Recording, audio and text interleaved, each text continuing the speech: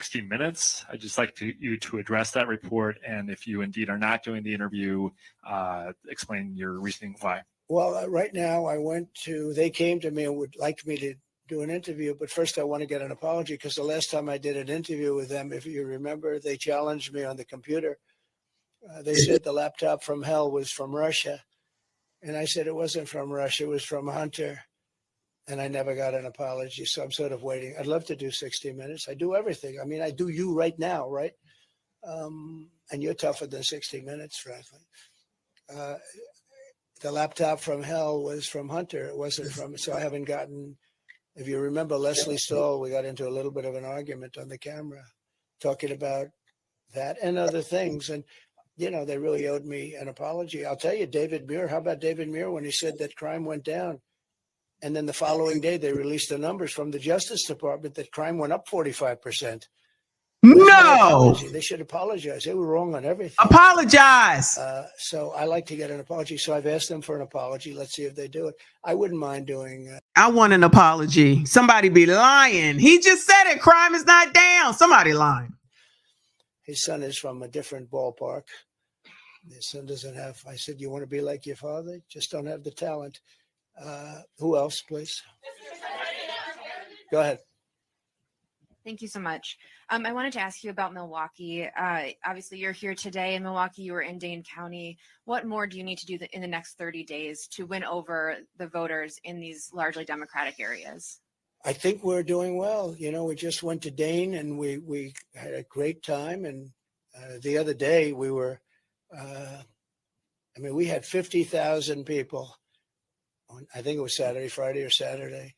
We had 50,000 people, and we had a small venue because the United States government wouldn't allow us to have enough Secret Service people. So we were forced into having like a 1,000-seat venue, and we had 50,000 people outside. We wanted to do a rally, an outside rally. And when we drove in, I said, boy, that's a big crowd. And I'm used to the biggest of crowds. And this was a big, beautiful crowd. And Washington would not allow us to have the security that was the Secret Service that was necessary. And that happened a little bit with respect to today also. You saw the people. I don't know if anybody was up there, but you saw the people. That crowd was massive. But last week we had a crowd of 50 to 55, 60,000 people. And we had planned an outdoor rally.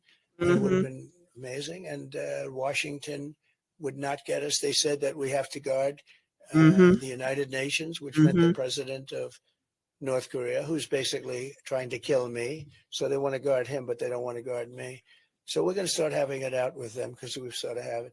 They want to use it. It's like a form of election interference. When they tell you can't have enough people to guard yourself, I mean, a lot of people show up for what I'm doing. And that's one of the reasons we're going to win. That's like a poll. And we've never had this excitement. Tommy Thompson said it before. We never had the excitement that we have.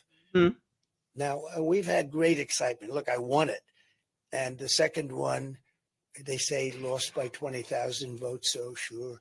But you know what? We did millions of more votes. Everybody does. We did millions and millions more votes the second time.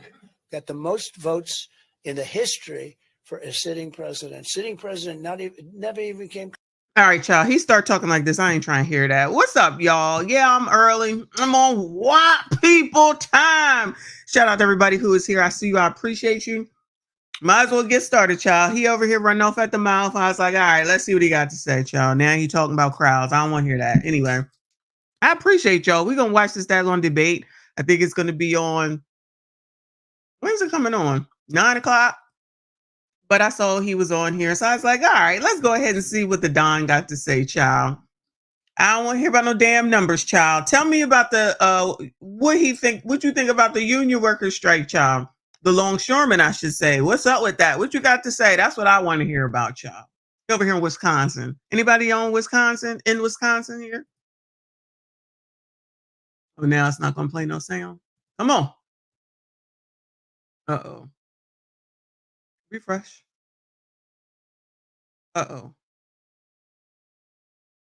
Oh, no.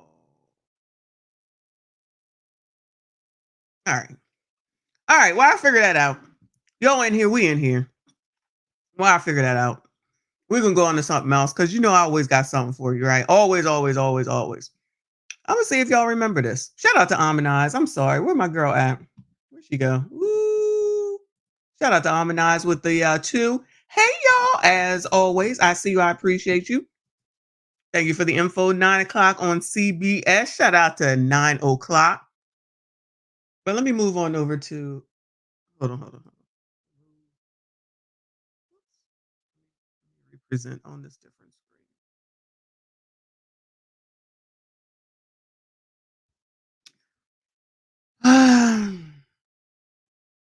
Oh, I see what kind of night we about to have. Oh, I see what night. I see what night we have. It's my phone actually, which I should I usually have a headpiece in or whatever, but I don't feel like it. So yeah, that's probably what you hear.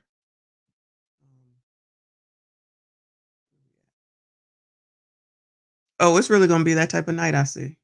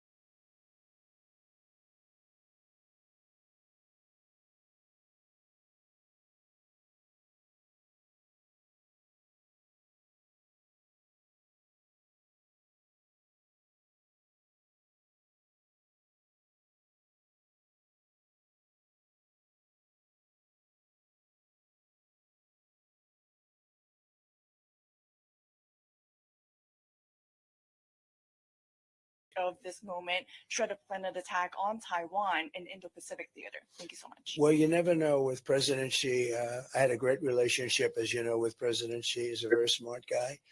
So I don't want to read his mind, but he's very smart and he has a way of doing things. It's very good for China.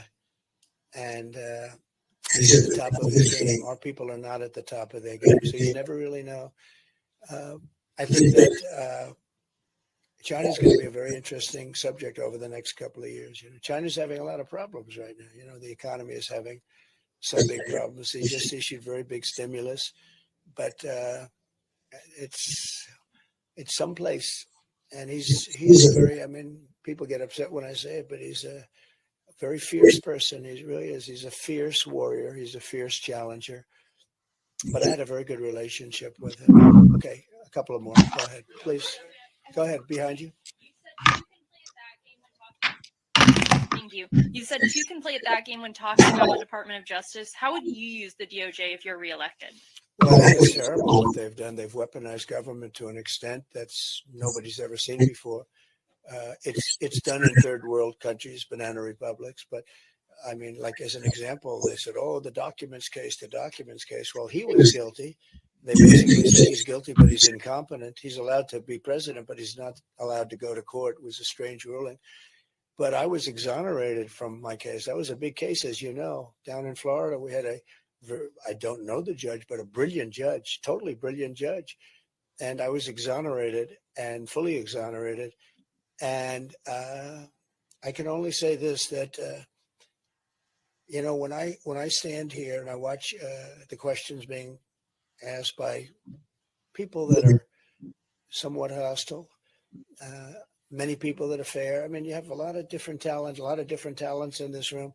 I was just thinking to myself, I really, all I want to see is fairness. Our country needs you so badly. The media, you're like the policemen and women of the world. You're so important. You keep politicians honest.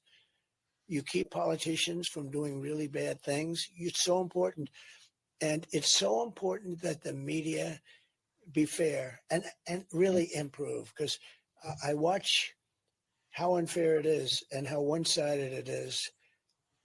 And you need the media to really buck up in this country, because nobody's ever seen anything like it. And I can tell you, I don't want any favors. I just want fairness. I want like a level playing field. And if we can get the media back to a level playing field, that's going to do a lot for the good of our country, because we have to make a comeback. Our country is a failing nation. This is a failing nation. We're failing at the borders. We're failing at everything we're doing. You look at the numbers. We lost $2 trillion this year. $2 trillion. You know, people don't report that. Our country, we have a deficit of $2 trillion. It was never a deficit in the history of the world like that. And one of the reasons I'm going to bring Elon Musk in to negotiate a lot of that. He's very good at it, and he's a great guy, and he loves the country. He really loves the country. It's not easy for him to do an endorsement. You know, he endorsed me. But Brian, I would say it's not easy for him to do an endorsement, right? He's got a lot of different factions, a lot of different sides, but he wants to save the country. And, you know, I tell you the airplane story. I could tell you 20 other stories just like it. We have to be a lot different. We have to. Child, I don't know why it's making that noise. I don't understand. I restarted the whole daggone thing. Let me know that you can hear me. I don't understand what's going on. So I don't know if it's the station or if it's me. So just FYI. I'm listening to it in my ear now. It sounds okay though. So sorry about that. I just restarted the whole damn computer, y'all. Sorry. I guess it's it looks like it's working now, or I can hear it anyway. Oh, the sound system isn't working. All right, I'll work on that next. All right, he rambling. All right. But like I said, you know I got stuff for y'all. Take a look at while we wait. All right. We're gonna be watching it, like Amina said, over here on CBS. CBS over here running a bunch of damn commercials. I don't know if there's any place else better. Y'all let me know. Shout out to Celine. The streaming doesn't work for you the same. Exactly. It's racist. It's racist. I know. Oh, look. Yeah, I got Kendra G I got Kendra G Wi-Fi. Woo! It is what it is. What can I say? All right. Since Trump just said crime is down, okay, somebody told him that crime was down. He must have heard somebody else. You know what I'm saying?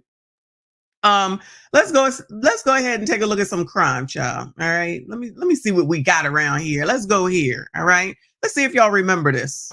Great to have you with us. I'm Joe Donlin. And I'm Erica Sargent. More than 2 months after the shooting death of a postal worker on the city's south side, police tell us they found her killer in another state. Our investigator, Megan Hickey, joins us live now from the post office in Roseland, where Octavia Redmond worked. And Megan, her friends and family were stunned by the news of this arrest today.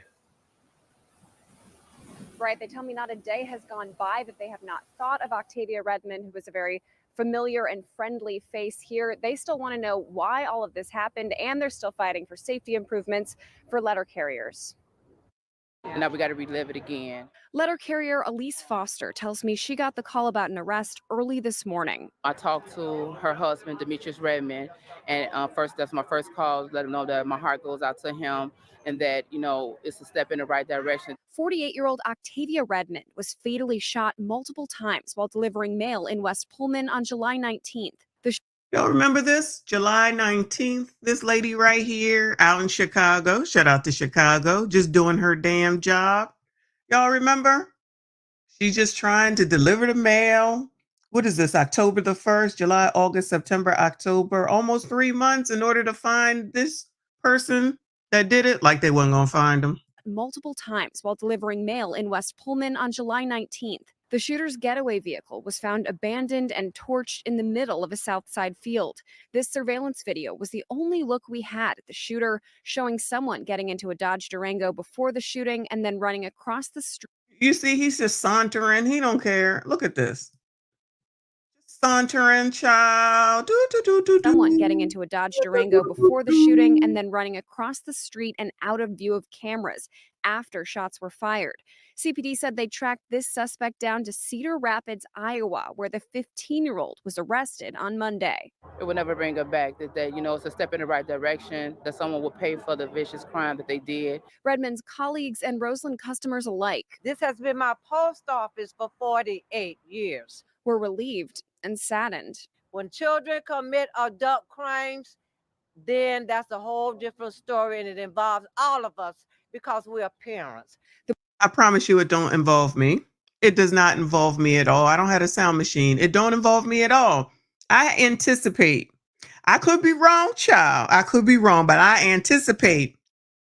He's just a baby. The ignorancy adults. We shouldn't let him go to jail for the rest of his life. He made a mistake. It's not right. It's racist. Not my baby. I got a feeling. They probably won't even mention, let's go ahead and act like we know the good mama. And I just haven't, just listening to her right there, it's going to be, oh, we got to do better than this. We got to help the community. This is not right. He's just starting his life out. He needs a second chance. He didn't mean to do it. Not my baby. SYCBM, gentlemen. When children commit adult crimes, then that's a whole different story, and it involves all of us because we are parents. The boy was promptly extradited back to Chicago to face 1 count of first-degree murder. In juvenile court today, he was held in custody, and a follow-up hearing was set for November 1st. He took a life. Now his life is potentially going to be gone, for the murder. And why? That's a question I'm asking. We all asking why. Why her? What did she do? Ma'am, daggone well that this woman didn't do anything. It's not even, it's about her, of course. Rest in peace to this woman. We know it is definitely about her. She just unfortunately happened to be the random person where this gremlin, and clearly his gremlin friends, if he was picked up in a, whatever that was, and he sauntered on over there, but they're not talking about that part, okay? He just was not having a good day and he just didn't have nothing else better to do. It'll be something stupid like he needed a pizza. It'll be something stupid like they'll come out and say, he's just trying to feed his family, right? We already know how this goes. And then when they want to go ahead and do the right thing and put him behind bars forever, I'm a firm believer of that. You take a life, you don't get to go home. For no reason whatsoever. It's not even like it was self-defense. It wasn't even like somebody was messing around with you and you got into a fight and it ended up this way. You just went and took this woman's life for absolutely damn nothing. And I'm sorry, where are the Black Lives Matter? Where are the protesters? Where's Ben Crump? Where's anybody? Bueller? Anybody? Bueller? Where they at? Bueller? Did I miss where they were? I ain't seen them. This just came out an hour ago. Maybe they just haven't gotten a word yet. Maybe they just haven't gotten a word yet. I mean, it's not even like she was just some part of the daggone Lovians, the bad stuff going on, and she was a part of it, and it's like, she's just working. She's just working. Must be white supremacy. She do. And Redmond's death reignited safety concerns here and across the city for letter carriers. Her colleagues are hoping that new legislation could bring some improvements. We'll have much more on that coming up at 6. But for now, live It's always new legislation, y'all. It's always going to be some new legislation that's going to make a difference, child. Everybody wait around for that new legislation. You know what I'm saying? You know, that's what's going to make the difference, child. Keep hope alive, child. Keep hope alive. Shout out to the Upward Man up in here. Thank you, honey. He said, random thought. Every time I hear the ghetto the rants, it sounds like hood booger Tourette's. I agree with you. That's exactly what that sounds like. You crazy. Thank you so much. I appreciate you. Y'all, we waiting for the 9 o'clock VP debate. So let me go ahead and give y'all some news prior to them. We were listening to Donald Trump and he's done anyway. Back over here and he is done. But guess what he was doing? He was taking questions. Wow. He was taking random questions, child. Where they do that at? Child, how the person that they want you to vote for out here taking random questions for the people? Where they do that at? That's crazy. But child, shout out to our friend, the Squeegee Kid. We ain't seen him in a month of Sundays. This is dedicated to him. Squeegee Kid, SHOT in the backfire motorist, speaks from his hospital bed. Oh. Keith Daniels spoke to that Squeegee Kid and joins us live with what we're learning. Keith. Well, Kai, the Squeegee Kid, is 19 years old. He told me he'd been working that same intersection for the past year, but last night things turned violent on that intersection, and tonight a Squeegee Kid is shot, and the suspect, a motorist. At the corner of MLK Boulevard and West Franklin Street, Squeegee Kids at work, captured on camera. The activity illegal in Baltimore City. Still Friday afternoon at that intersection. Don't come over to me trying to touch me. Don't come over here trying to dap me up. No, that's just stay away from me. If I ain't call you over, don't come over to me. Nobody. You're infringing on my privacy and my personal space. Don't come near me at all. Carry your ass on to somebody that called you over, just like them people begging for money every time you stop at a stop sign or you stop at a damn red light. Did I call you over here? Please don't come over here because I don't believe I called you over here. It was business as usual, but hours earlier, business disrupted. Gunfire at MLK and West Franklin Street Thursday night. I got shot in my back. It came up my underarm. Just before 8 p.m., police responded to an area hospital for a walk-in shooting victim. They discovered later he was shot at MLK and West Franklin. Why is everything happening bad on MLK? Why?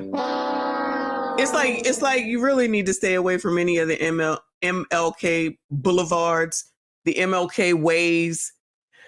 MLK, you would think it would be a safe place. Fox 45 has learned the shooting victim is... hold on. Let me back it on up. Shout out to Fox 45. Y'all have to be here in order to see this because it's going to get clipped out because they're going to say that it's copyrighted, right? But why is a 19-year-old doing Squeegee Kid stuff? Bueller? Anybody? Entrepreneur? Is that what it is? So you can't go get a job? You can't go work at Church's Chicken, child? I don't know. You're not going to college to open up an Airbnb. I'm glad he's okay. Okay. If this really was the way that they are going to try to explain it to us. But since we've been following this for a while and we know how it works and they're not supposed to be doing it. Come on now. They're not supposed to be doing it. It's illegal. But, shout out to Duke. They about to reelect Doogie and then they can continue to do it until something horrific happens even more so than what happened with that other dude. Right. Let's just keep, but Doogie's black. Doogie black. Reelect Duke. He black. You black. He black. You better vote for him. Just like Cam. Y'all better go ahead and vote for her. Has learned the shooting victim is 19-year-old Amar Gibbs, a Squeegee Kid since he was 15 years old. Oh my God. He's a Squeegee Kid since he was 15 years old. He is 19. So when do you graduate? 50? You know who he was going to turn out to be? Hold on, y'all. Hold on. I'm going to tell you, I'm going to show you. No shade. I'm assuming. But let me show you something. Hold on. Oh, Lord, help your people. Y'all, He about to be this man right here. You seen this video? The dude with the message to the Trump supporters? He about to turn into that man right there. If you haven't seen that video, once we done, make sure you take a look at it tomorrow. Cause child, shout out to you Trump supporting black men. You ain't ish, and you better vote for Cam. What happened to you when you were younger? What happened to y'all when you was younger, child? That's who he gonna turn into. Woo! Lord, help your people. Shout out to Nuruddin up in here. We spoke him up. I see you, hun. Appreciate you. He said, wow, squeegee kids get those SHOTs. Ha. Yeah. Before it was the pedestrian. This time it was a squeegee kid. So we'll see what they going to say. Probably the same as the 15-year-old over there in Chicago. They probably going to be like, he's too young. I mean, this is his career. He's been doing it for 5 years. What y'all, what did we think was going to happen? Shout out to JT. Thank you so much, hon. I appreciate your support. He said support from New Zealand. I see you, hon. I like Trump when he was in office. The world was safe and affordable. My opinion. Anyway, got my conspiracy tinfoil hat on. Shout out to you, hon. I appreciate you. I respect your decision. Unlike others, you vote for whoever the hell it is that you want. Appreciate you. Please redact in the chat. If I come right there to that block and the police see me, they're gonna tell you, oh, that he give everybody respect. Gibbs says he was squeegeeing at that intersection Thursday night, washing cars for money, when he says a motorist shot him. Gibbs at Shock Trauma tonight, telling us what happened when he says he approached the suspect's vehicle. I walked to the window. I said, I know you don't want the windows done. So he said, as soon as I said that, like before I could even finish talking, he said, you the little disrespect me. And once he said that, I said what I said and then walked off. Well, what did you say? To the next car, well, not to the next car, but once I was at the back of his car, but walking to the next car, I heard shots. He says a bullet pierced his back. Another one hit his shoulder. Gibbs believes he was the victim of mistaken identity. It had to be. Why do you think it was a case of mistaken identity? Because I ain't the type of person to disrespect anybody.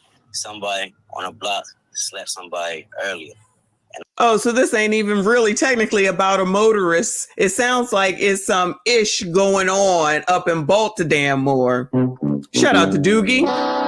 Shout out to Brandon. You know Brandon, not Brandon Scott for sure, but Brandon, let's go Joe Biden. Crime is down. And I guess they were saying that I look like the person. Meantime, back of the intersection Friday afternoon, a police officer arrives, clears the corner. Those squeegee workers walk away while another recovers from gunshot wound. Oh, now y'all want to come over here and say, nah, son, you can't be doing it. Oh, now you want to go. Oh, okay. So wait till something happens. See, this is what I be talking about. It's the reactiveness for me. Where's the proactiveness? None. Wait till something happens, someone gets hurt, and then you want to go and do something. Child, I can't. Y'all already know. Shout out to Nuruddin with another 2. Thank you so much. He said, so he got SHOT'd by Kang from a car. Listen, I follow it, but it sounds like it, right? Somebody got slapped on the block. That don't sound like somebody who didn't want their car washed. That ain't sound like nobody who didn't want their windows washed. You know what I'm saying?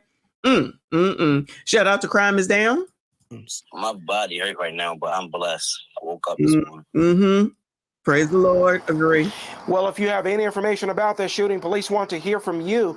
You can remain anonymous by calling Metro. Thanks, Keith. Appreciate you. I don't think that's going to happen, but child, what do I know? Moving on, child. Moving on. Let's go see what's happening over here with the port workers. For those that don't know, port workers are on strike. And I'm sorry, did anybody hear Biden or Cam talking about it? The only thing I heard was Joe said he ain't in it. His name is Bennett, and he ain't in it. That's all I've heard.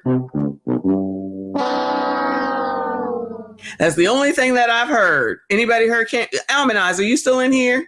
Has Cam talked about the strike? I know it's only been some hours, or going on 24 hours, I guess. But you would think that this would be something important that they would want to talk about. I mean, you know that all these people that be complaining, they sitting up here saying that everything, the eggs is high, the milk is high, everything is high, everything. You can't afford to live, you can't afford to eat, you can't afford to keep your home, you can't afford ish, right? Okay, but go ahead and revote for the same old crap, right? That makes sense, right? All right. What do I know? So do they think it's going to be less expensive now that we have this longshoreman strike? Shout out to our blue collar workers.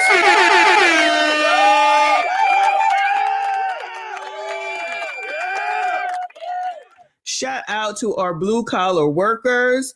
We do appreciate what you do. Those are the people that really make the country run, because y'all gonna find out when them damn Amazon packages don't make it. You gonna find out if this thing looms on and you can't get no toilet paper, you can't get nothing to eat, you can't get anything, or if you get it, it's gonna be crazy ass priced.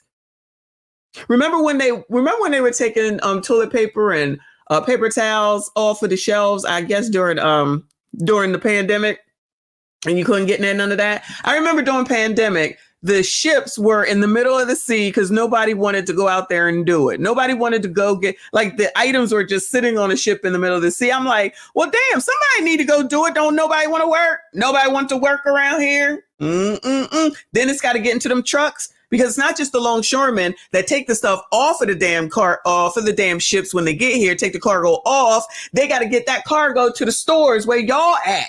You know, I'm not really talking to y'all because I know y'all know, but you know, the y'alls that's going to come through and say, I don't support them, they don't deserve it. Cool, not a problem. So when your ass is paying $15 for 4 packs of toilet paper, remember this conversation today. Remember that Joe said his name is Bennett, he ain't in it. That's basically what he said. Remember that. And whatever Joe says, that means that's what Cam says, because she slid on up in there. She slides all these policies or all these problems along with her. So I'm just saying, what do I know? Shout out to Nerdin with another 2. He said, so he got SHOT by a Kang from a car. I don't know if I read that already, but I don't even know. We're going to find out, though. We're going to find out, because I feel like that there's more going on with that story than what they just told us. But we shall find out. But let's hear port workers strike turns, low variant in Baltimore. Doogie, twice tonight. We start the top of the hour this morning with a Fox 5 News alert. Thousands of dock workers are on strike, causing ports across the U.S. to close. Yeah, in total, 36 ports shutting down, including the port of Baltimore. Melanie Allenwick is there right now live, and she appears to be telling us since this morning that it's been heating up there, and it hasn't been a pleasant sight for many folks, especially the drivers coming in. That's right. So for some people, I think it might have been a bit of a surprise. However, this has been in the news that it could be happening for a few weeks now. So you can see the picket lines behind me here. And this is the main entrance to the Port of Baltimore, the Dundalk Terminal. And you'll see they're walking around the picket lines in circles. Now, Baltimore police were here earlier reminding the picketers that they cannot block the entrance to the port.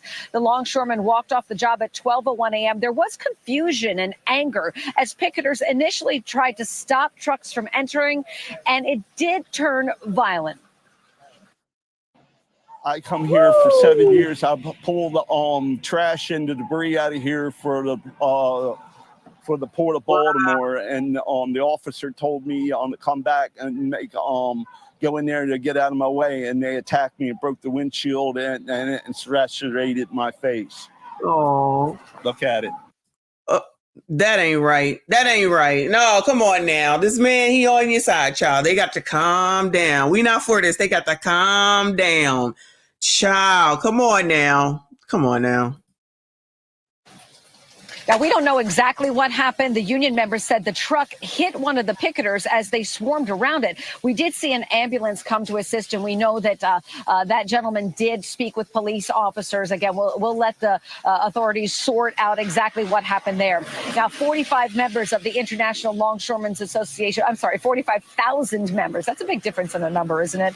They have all been asking for a 77% pay increase over 6 years and a ban on automation. at their ports, a threat to their jobs, they say. Now, most retailers stocked up on goods prior to the strike, but if it lasts more than a few weeks, supply chain experts say it's consumers who are going to feel the direct impact of higher prices and product shortages, especially for things like fresh fruit, coffee, and cars. The U.S. Marine Alliance, which represents the ports, said it offered 50% pay increases and an agreement to keep current limits on automation, in addition to increased contributions to the retirement plans. But apparently that was not acceptable to the union members. We don't know what the next steps are in terms of the negotiations. Now, we do want to let you know that West Coast ports do remain open.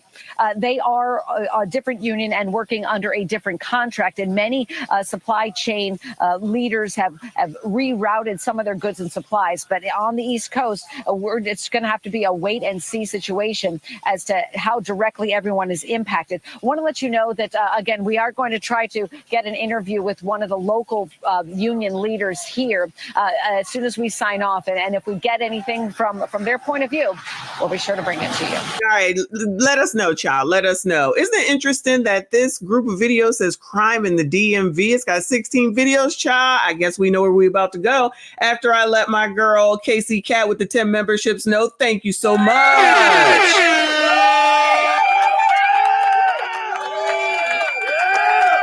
Thank you so much. I see you. I appreciate you as always. Heavy supporter of the channel. Thank you so much. If you did get a membership, please thank Casey Cat. I appreciate you. Thank you so much as always. Let me take a second though, before I get back into this though. And say thank you all for being here. Of course, as always, I appreciate y'all. We here for a while now. All right. So thank you for being here early.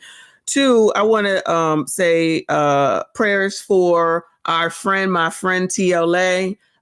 If you didn't know, if you didn't see, he had an announcement, a long live stream last night. I can't even believe that that's what's going on. I can't even believe that that's where we are. And yet, when it comes to health, you just never know. Let me go ahead and also say all men, but specifically gentlemen, because women typically keep up for the most part with their health. Go get your shit taken care of. Stop trying to act like you all hard. Go to the effing doctor before something is wrong. Go every year. Go when something don't feel right. Don't put it off. Don't wait. And I'm not saying that that's what happened with TLA. I'm not saying that about him at all. He's actually a very healthy person, which he went over last night. Damn, if he didn't long stroke, pause, no diddy. If TLA is the king of long stroke.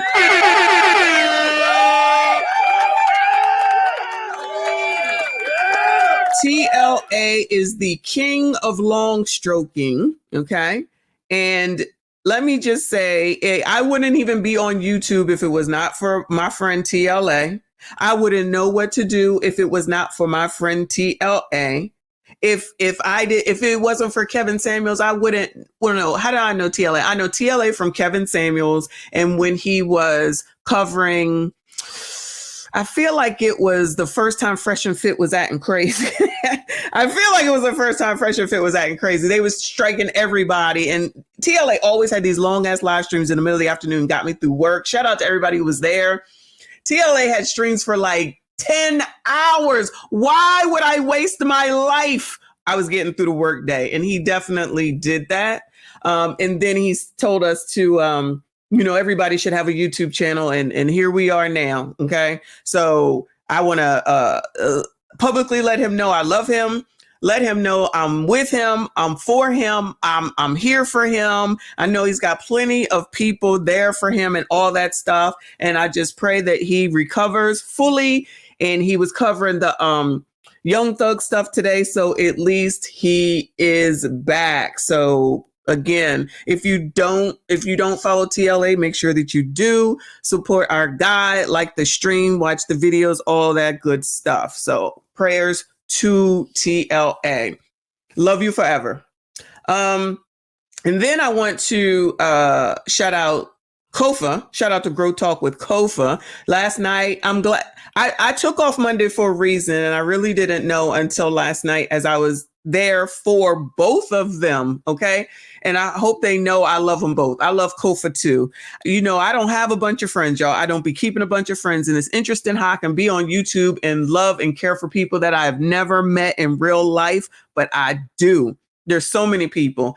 And Kofa told his story last night. I've been waiting for that story. I've been waiting to hear about his story. He's a new daddy. Kofa, shout out to Kofa. He a new daddy. Okay. Now he's already been a father, but found out he has a son. So he told his story last night. And between him and between TLA, that's exactly where I was supposed to be. So I want to say thank you to Kofa for sharing your story. And he's going to have a part 2. If y'all don't follow Kofa, especially gentlemen, then you probably should. Black men in particular, follow him and hear what he has to say. That story last night was crazy. That story last night was absolutely insane. And if I didn't hear from his mouth, I'd have been like, child, please. Just crazy. So just shout out to Kofa and good luck to him with what comes next for him. Prayers for him as well. I support you. I'm here for you. You need me. You just reach out. You just reach out. So I just want to make sure that I acknowledge those 2 Black men.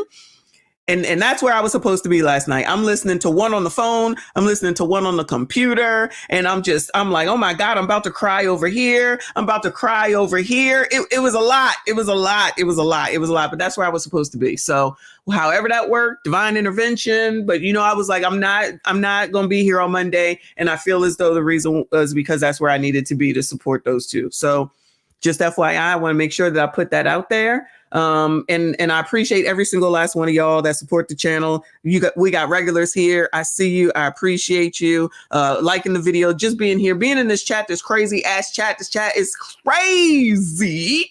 Okay. And I appreciate y'all. And I appreciate my white people like Decline Management, like Celine, wherever she went, and like Mark Springer off the top of my head. I see y'all. I appreciate you. Now listen.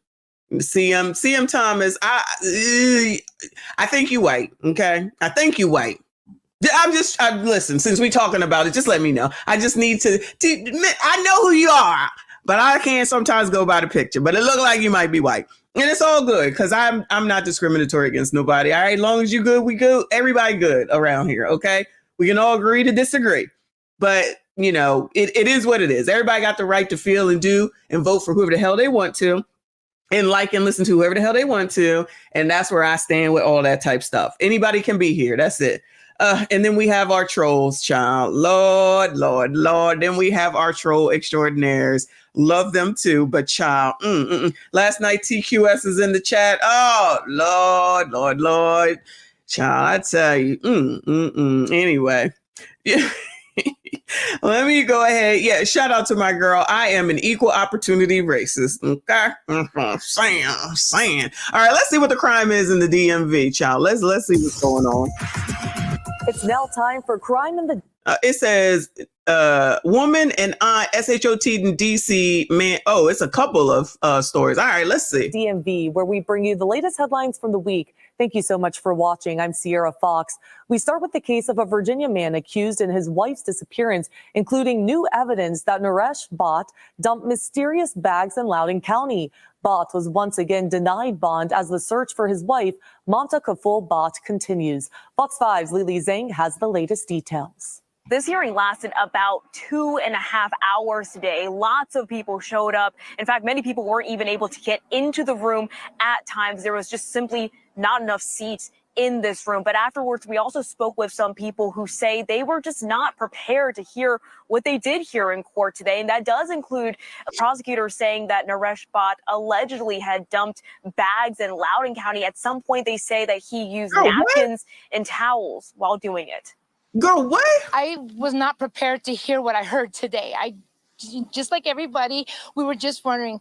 My family, my son, my daughter-in-law, my husband, we went out to search. They went out to search. We passed out flyers. Thank you to Hollywood for the buttons and the flyers. Prava, everybody here that's been in this courtroom from day one to see that he needs to be in jail. He premeditated this from day one. The hearing today comes 2 days after Bott's defense team filed a new motion alleging that there is no probable cause, adding that this case was, quote, riddled with inconsistencies, including, quote, unverified claims that Mamta Kaful Bott's body was dragged out of the couple's Manassas Park home as initially reported by police. Oh, you know what? I feel like I did hear about this. I've seen this picture for sure, but I didn't look into it, child. This is going to be a mess, child. Shout out to Casey Cat with another 5. Thank you so much. She said, buckle up, besties. Less than 15 minutes to go. Tonight is our circus and our monkey. Shout out to you. I appreciate you. Shout out to everyone. Please make sure you hit the like button, subscribe if you are new. In court today, we also saw body cam video for the first time. Now, that is video from encounters with police during this investigation. Prosecutors, meanwhile, also presented some other evidence that we have not heard until now, and that includes Bott allegedly donating a bath mat.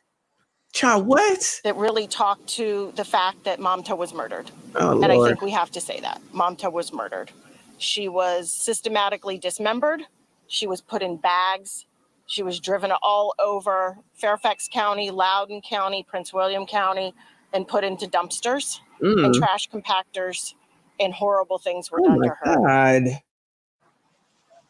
Now, keep in mind, right now, Naresh Bott is charged with concealment of a dead body. The supporters you heard from say they want prosecutors to levy these charges to aggravated murder.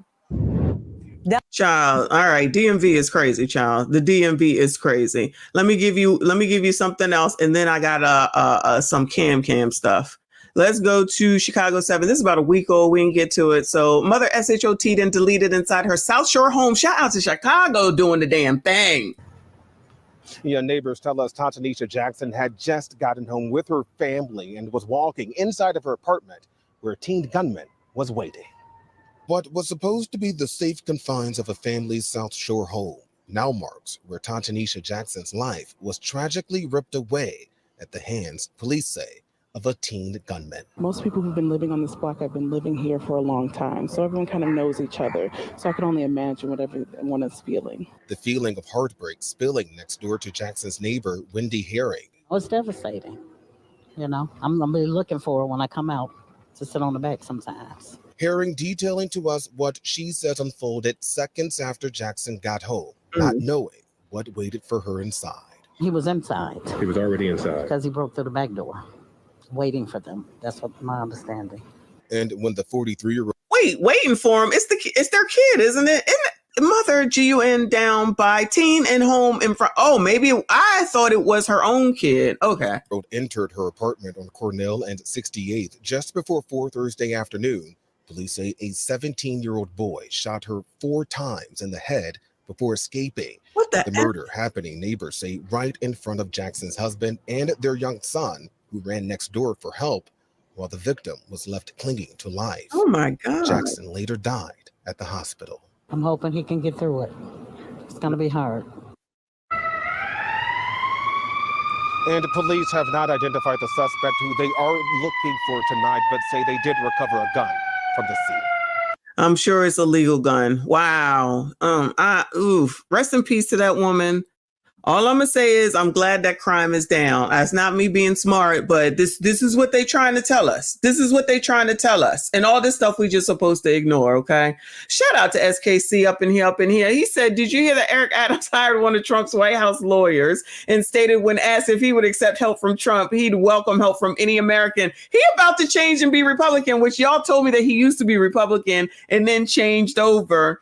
And now, if he changes back and then asks for Trump to pardon him, I wouldn't be surprised. I would not. Nothing should surprise us with regard to this. I'm gonna have to look into that. Shout out to you for letting me know. Shout out to SKC in the building. Shout out to everyone who is here. Let's go ahead and take a look at a little bit of Cam. We gonna do this story. Let me see what's going on first. All right, still ain't nothing happening. I'm looking at Forbes and I'm looking at CBS. It's not on yet. Just FYI. All right. So we're going to have to do a longer, story on this because we got to see what happened. Because, Cam went over to, what is it called? All the Smoke with the 2 basketball players, where any other time everybody keeps saying that we don't need to hear from celebrities. They need to be quiet. We don't need to hear from them. They don't know about politics. But this is okay, though. Y'all, this is okay. Cam makes her views on cannabis clear. People should not be going to jail for smoking weed.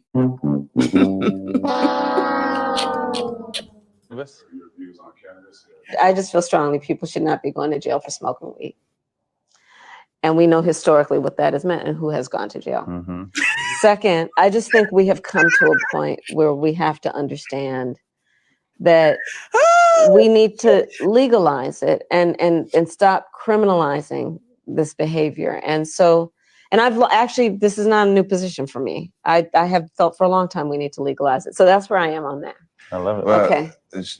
She said weed, not cannabis. Pay attention, y'all. Yeah, that's old school, right? Yeah, that's old school. I like it. I like it. Cannabis? I just feel strongly people should not be going. This woman send people to jail for weed. The jokes just write themselves, child. The jokes just write themselves. She doesn't feel that people should be in jail for weed, child. So just to let y'all know, that's where Cam stands. But we're gonna do this whole quote unquote interview in the next couple of days. So be ready for that, child. This is half damn crazy. And for these two people, this is the question that we want to hear about. I'm not trying to be rude, y'all. That is the last thing I give a damn about. The last thing I give a damn about. I can't wait to see that mess, child. Anyway, child, let me see. Where we going? Let's go to this. All right. Let's check. I'm checking up on the hoes. All right. The hoes in this house. There's some hoes in this house. OnlyFans model Adriana Vieira found deceased after swanky yacht party hosted by a mystery rapper. Now, I don't think they can blame Puffy for this. I don't think that they can blame Puffy for this. He already locked up some daggone where. So try again, because you know everything is his fault. All right. Just FYI. And happy birthday to President Jimmy Carter.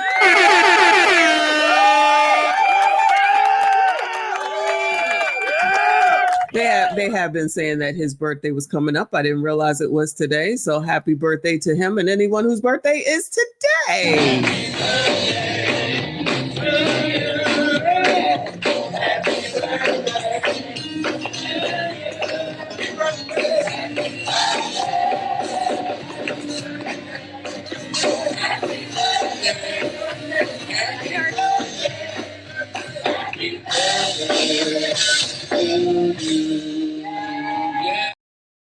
Yeah, child, 100.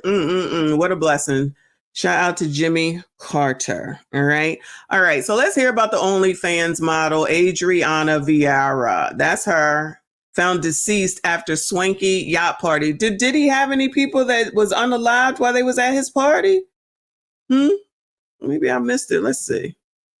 She got them lips done.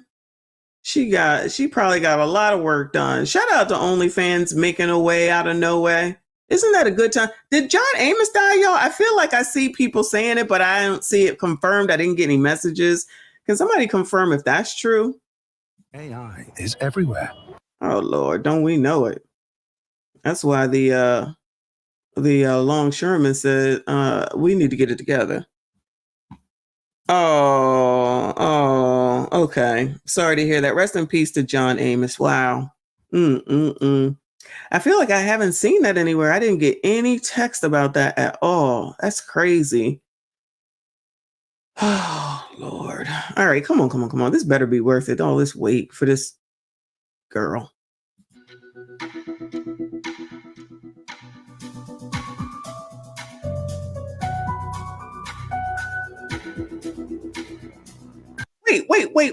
Wait. She was found floating in the harbor. And you got a kid. Is that your kid? Was found floating in a harbor in Miami. Oh, MIA.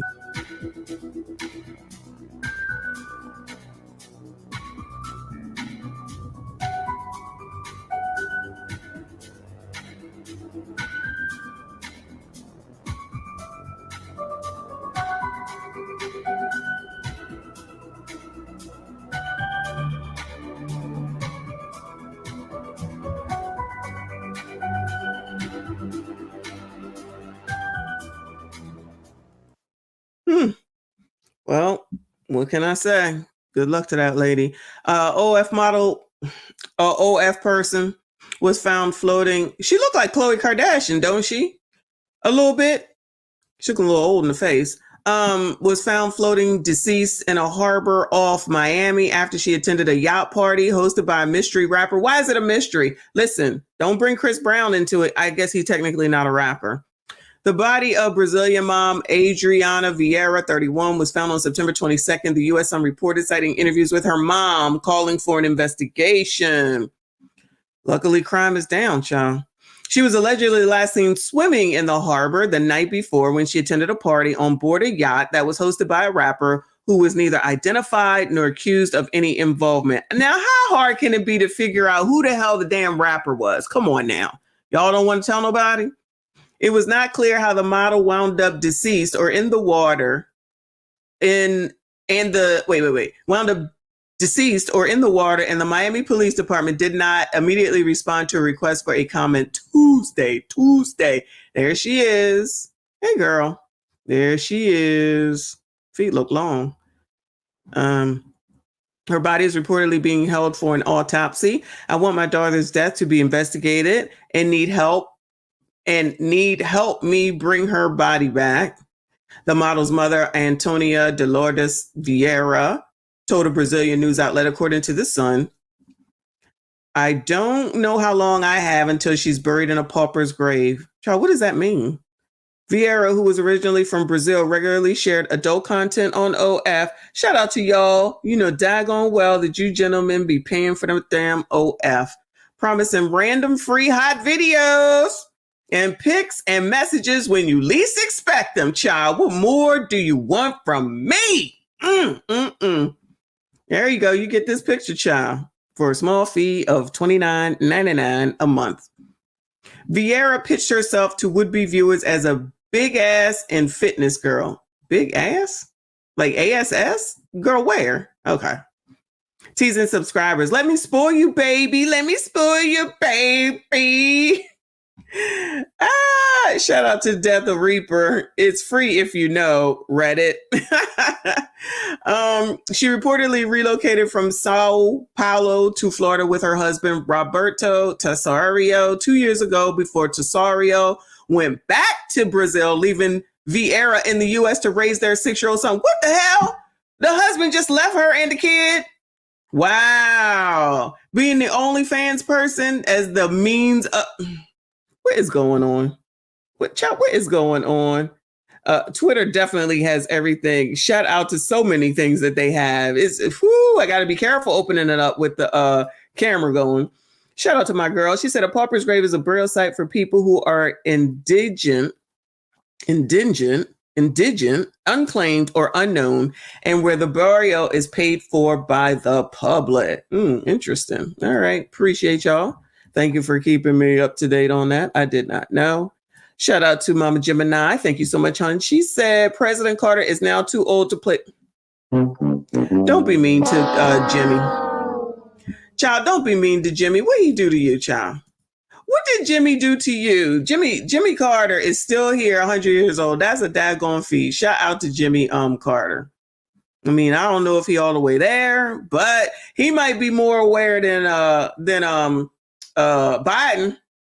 Biden said, my name is Bennett and I ain't in it. That's what he said. Let me see. It's still not on. Let me check another station. CBS. Here we go. Let's go. Tonight's vice presidential debate is another opportunity for the candidates to boost excitement for their campaigns. We saw a boost in enthusiasm following the presidential debate. But CBS News also found the majority of people see their vote in 2024 mattering more than it did in 2020. One way we can measure voter enthusiasm is by looking at changes in voter registration. So to talk about that, Tom Bonnier joins me now. He's a senior advisor. Yeah, child, ain't nobody about to sit here and listen to Tom, child. Let me see. Hold on. Let me see. I don't want to listen to Tom, child. Not at all. Let me see what I got for y'all. Hold on. Let's see. Let's go here. While we wait. Still waiting. I don't want to hear Tom talk, child. I don't even know who Tom is, child. So, violent crime victims join thousands of others for rally in Washington. And this is from 8 days ago. Shout out to Philly. I don't know why they would be doing this. Crime is down. Local crime survivors will be joining other survivors in D.C. for the first ever Crime Survivors Speak March. Their goal to expand the supports of those survivors and families. When survivors speak, Yeah. Buses filled in West Philadelphia with people who have either been a victim of violence or have lost loved ones to violence, ready to ask legislators to do more. Pictures and signs commemorating loved ones lost. It's showing that we're tired of it and we're getting together trying to do things to try to stop it. Kim Smith knows all too well about that loss as she's lost several nephews to gun violence. I'm angry. I'm angry. We're out here fighting. We're in a war zone, and it's our own people. About 3,000 people are expected at the rally in the country's capital on Tuesday morning, led by the National Network Crime Survivors for Safety and Justice. They'll be asking lawmakers for protections for victims and to pass reforms that break cycles of crime. bereavement is only like 3 days. We want to make sure. Who's responsible for this, Bueller? Who is responsible for this, Bueller? SYCBM, gentlemen. SYCBM. Be asking lawmakers for protections for victims and to pass reforms that break cycles of crime. Bereavement is only like 3 days. We want to make sure that people have enough time to take care of themselves, seek therapy. They have to see a lawyer, go to court. We want them to not have to worry about losing their jobs. Organizer Yolanda Jennings says with the election just around the corner and the anniversaries of the Violence Against Women Act. Oh, I was about to say, because I don't see no men around here. Did I miss it? Any men?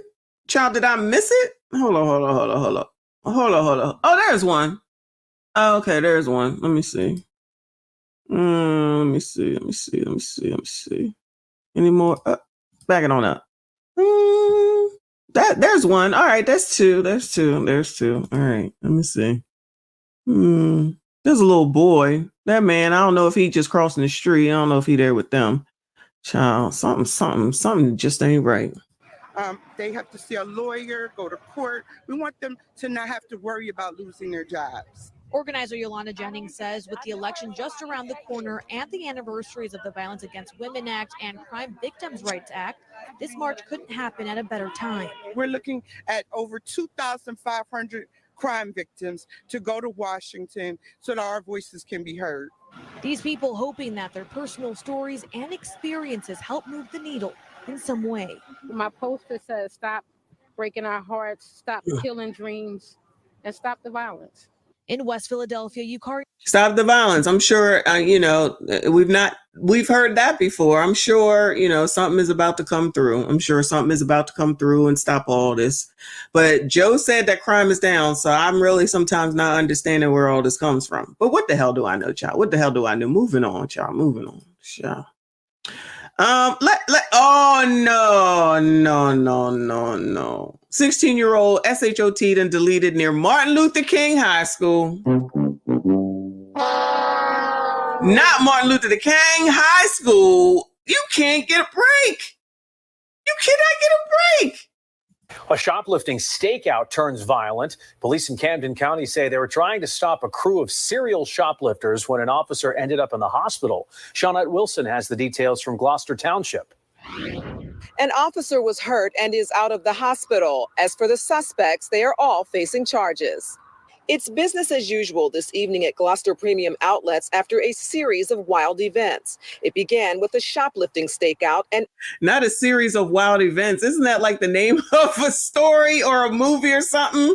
It's like a book, a series of unexpected events, I think is what it was called. Wow. This place looked nice. Have I been here before? Where is that? I don't remember what they said. Events. It began with a shoplifting stakeout and ended with 3 arrests and an officer hurt. Gloucester Township Police say they learned of a group of serial shoplifters from Pennsylvania hitting retail stores in South Jersey. Officers on the lookout here at the outlets on Sunday saw the suspects pull up in a car. Police say they eventually stole from 2 stores. One officer approached them at their car. That's when things took a turn.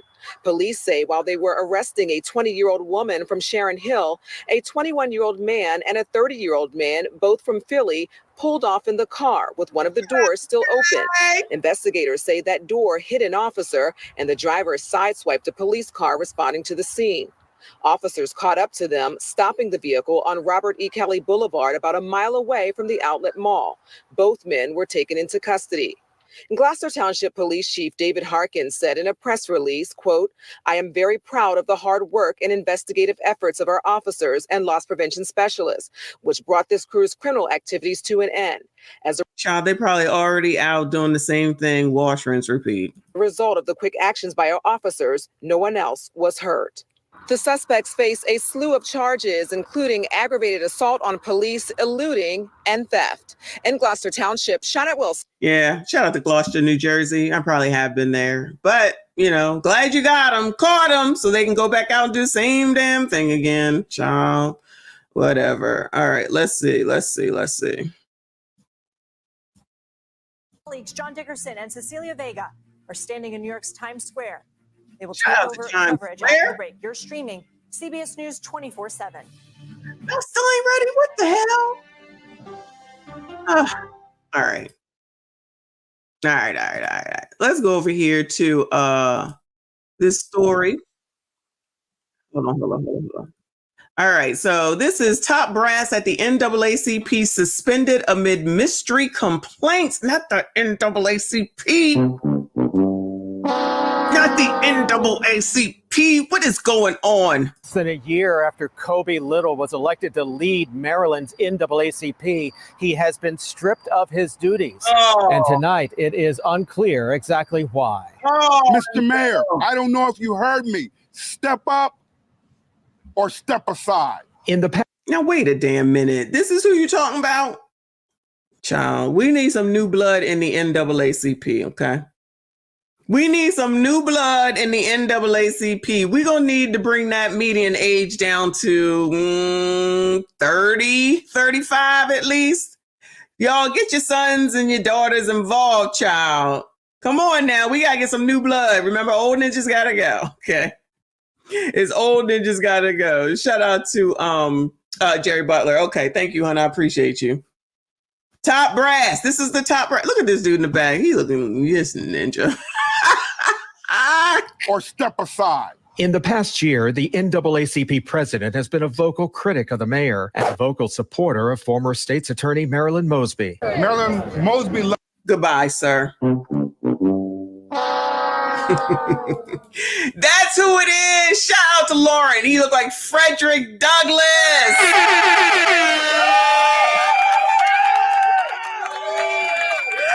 Woo, that's exactly who he looks like. He is a supporter of Marilyn Mosby. That tells me everything I need to know.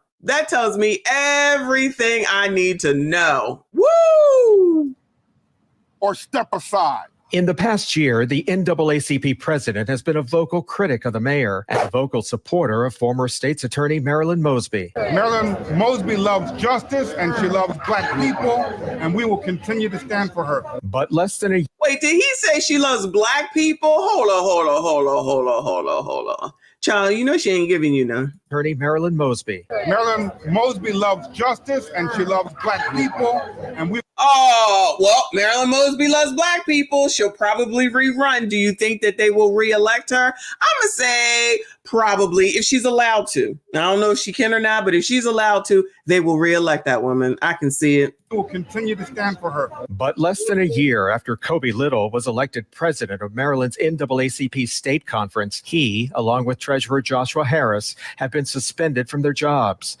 In a letter to state and local leaders this week, the organization announced that national president Derek Johnson had placed them on suspension from the Maryland State Conference and the Baltimore City branch, pending further notice due to complaints received from members of the Maryland State Conference. The organization claimed the complaints and allegations have not been fully provided to Reverend Little and Mr. Harris to refute, nor have they been fully investigated. However, the organization's new acting president called the news unsettling and disruptive. Little is also president of the local Baltimore branch of the NAACP. Now, we've had things that have happened to the branch that are undescribable. Doc Cheatham is a former president of the Baltimore branch. Oh, y'all remember this dude? He be showing up every time they got like stoop talks in Baltimore where they come out there and they got something to say about what's going on with the crime and everything else. He come out there, he always talking. I can tell who he is by his teeth. I'm not trying to be rude. I'm just saying that is who that is. Describable. Doc Cheatham is a former president of the Baltimore branch who says members have recently complained about questionable practices. We have minutes that we never seen. We have financial reports that we never seen. Oh, no. We have at least 8 different things that need to be questioned. It's being done by this president. Oh, no. You trying to tell me that the NAACP ain't doing right by the CPs? You trying to tell me that the NAACP ain't doing right by the CPs?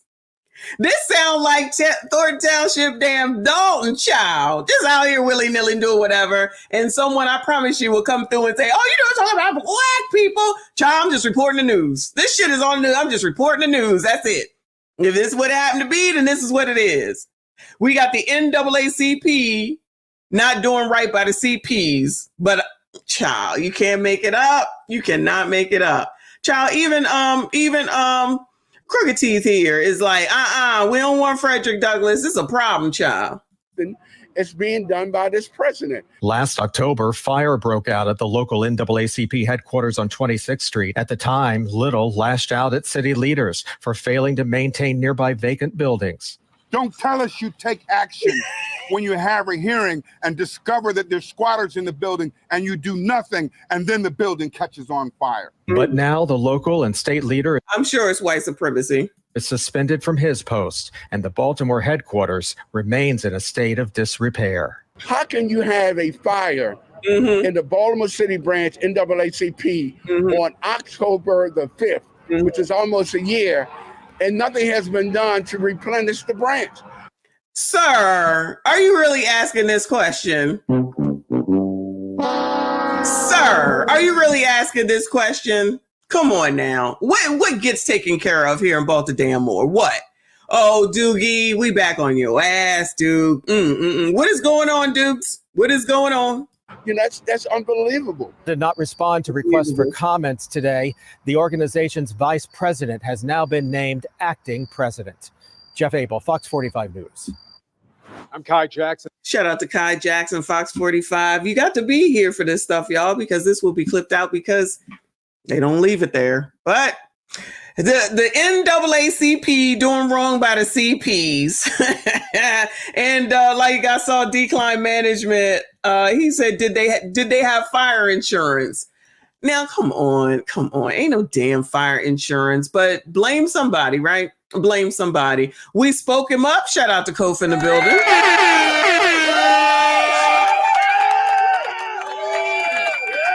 Shout out to Kofa in the building. Thank you so much for your support, honey. He said he looked like, yes, they deserve to die. And I hop that burning head. And never forget, Black people reelected Marion Barry. That's why I be like, I don't know why these people think that Big Tiff can't be reelected if they saw the man on tape cracking it up. But all of a sudden they think that no one will reelect Tiffany. They already trying to reelect the Tyrone guy, the Tyson guy, whatever his name is, that's on tape allegedly taking bribes to keep the violence in the neighborhood. Child, you can't make it up. You cannot make this ish up. They're eating the dogs, the people that came in. They're eating the cats. They're eating the pets of the people that live there. And this is what's happening in our country. They're eating the dogs, eating the dogs. They're eating the dogs, dogs. They're eating the dogs, eating the dogs. They're eating the dogs, dogs. They're eating the dogs, eating the dogs. They're eating the dogs, dogs. Millions and millions of dogs, eating the dogs. They're eating the dogs, dogs. They're eating the dogs. Fight the dogs.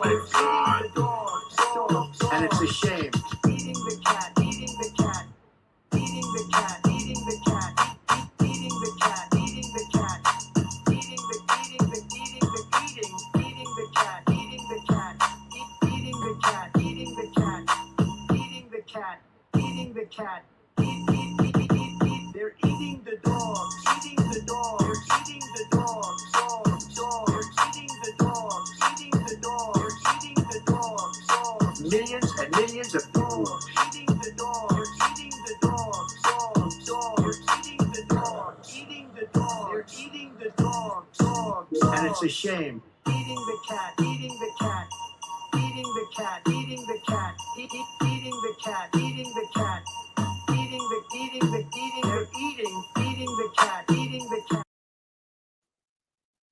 All right. So we still got about 10 more minutes. I got another one, Fox 45. We on Baltimore's ass, okay? Thank you again, Kofi. I appreciate you. Thank you so much for being here. Thank you for what you did last night. I told everybody in here about it. Y'all make sure you go follow him, especially if you're a man, to listen to that crazy ass story and to hear about what it is that he has to say moving forward, child. I'll be all ears for part 2. Shout out to JTF. Thank you so much, honey. He said Maryland catching L's tonight, sadly. And yet we have another one. So this is a little bit old. I'm finally getting a chance to talk to it. It says Ivan Bates defends juvenile justice approach amid accusations of targeting Black children. In the old Goucher neighborhood. Welcome our state attorney, Ivan Bates. Residents addressing their concerns to City State's Attorney, Ivan Bates. Someone asked you, can you please be quiet at 2 o'clock in the morning because your children are trying to sleep. Now you're going to attack their property.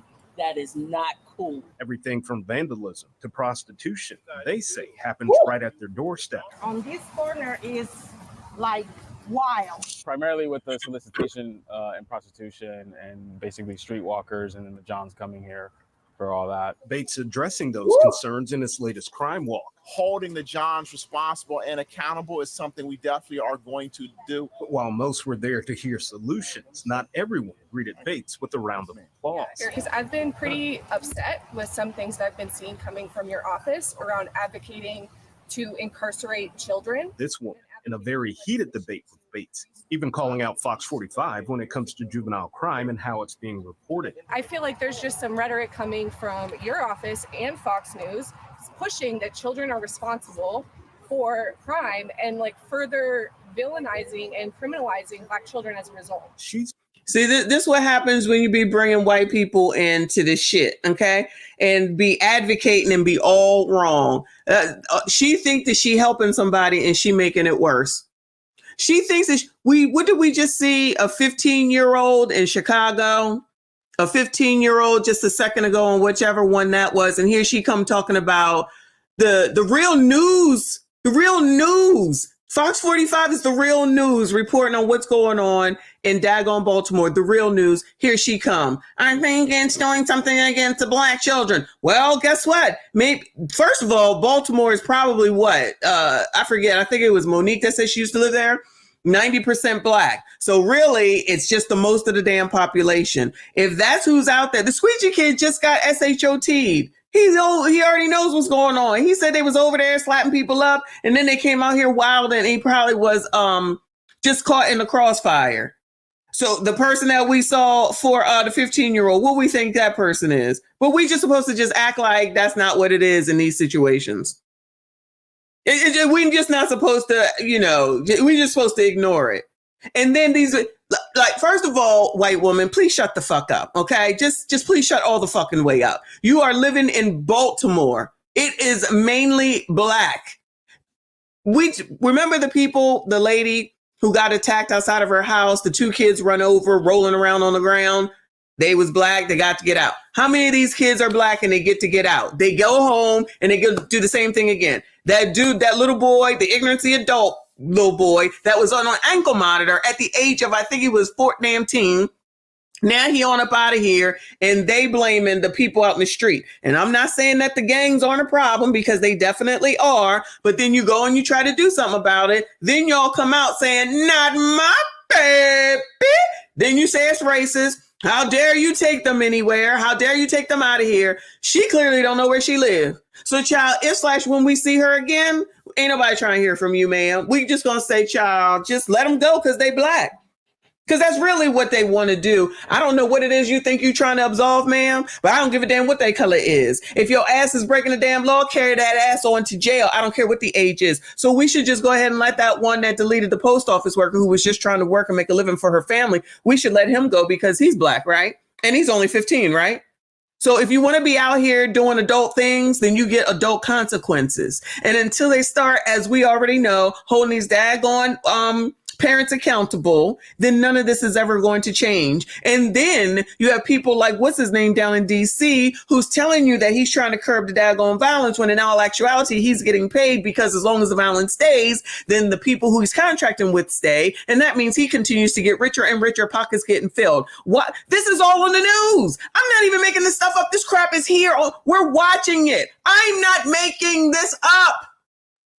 I'm not making this up. It is on the effing news. This woman is a problem. This woman is a problem. And they just gonna let her go ahead and speak. And until it happens to you, this is the part that I don't understand.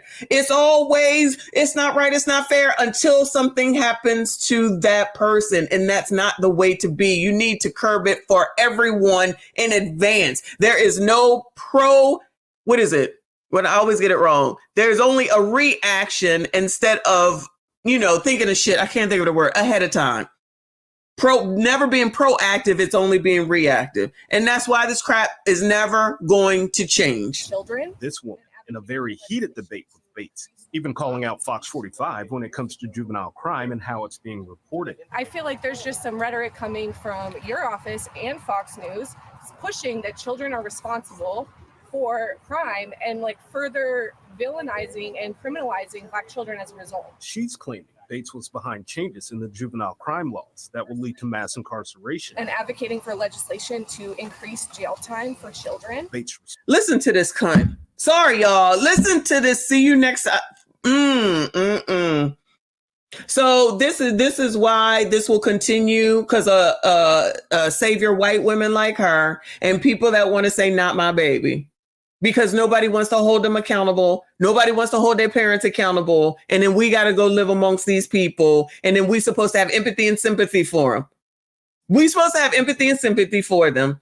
And we're supposed to say, yeah, I agree. I don't give a fuck who you are. You committing a crime, your ass need to go to jail. You deleting someone, you need to go to jail. You need to stay there. Keep your ass in juvenile until you get old enough. Carry your ass to adult jail. I don't give a damn.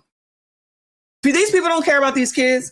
These people do not care about these kids. So I just am getting a little confused as to why I'm supposed to give a fuck. I don't. If you don't, I most certainly don't. I most certainly don't.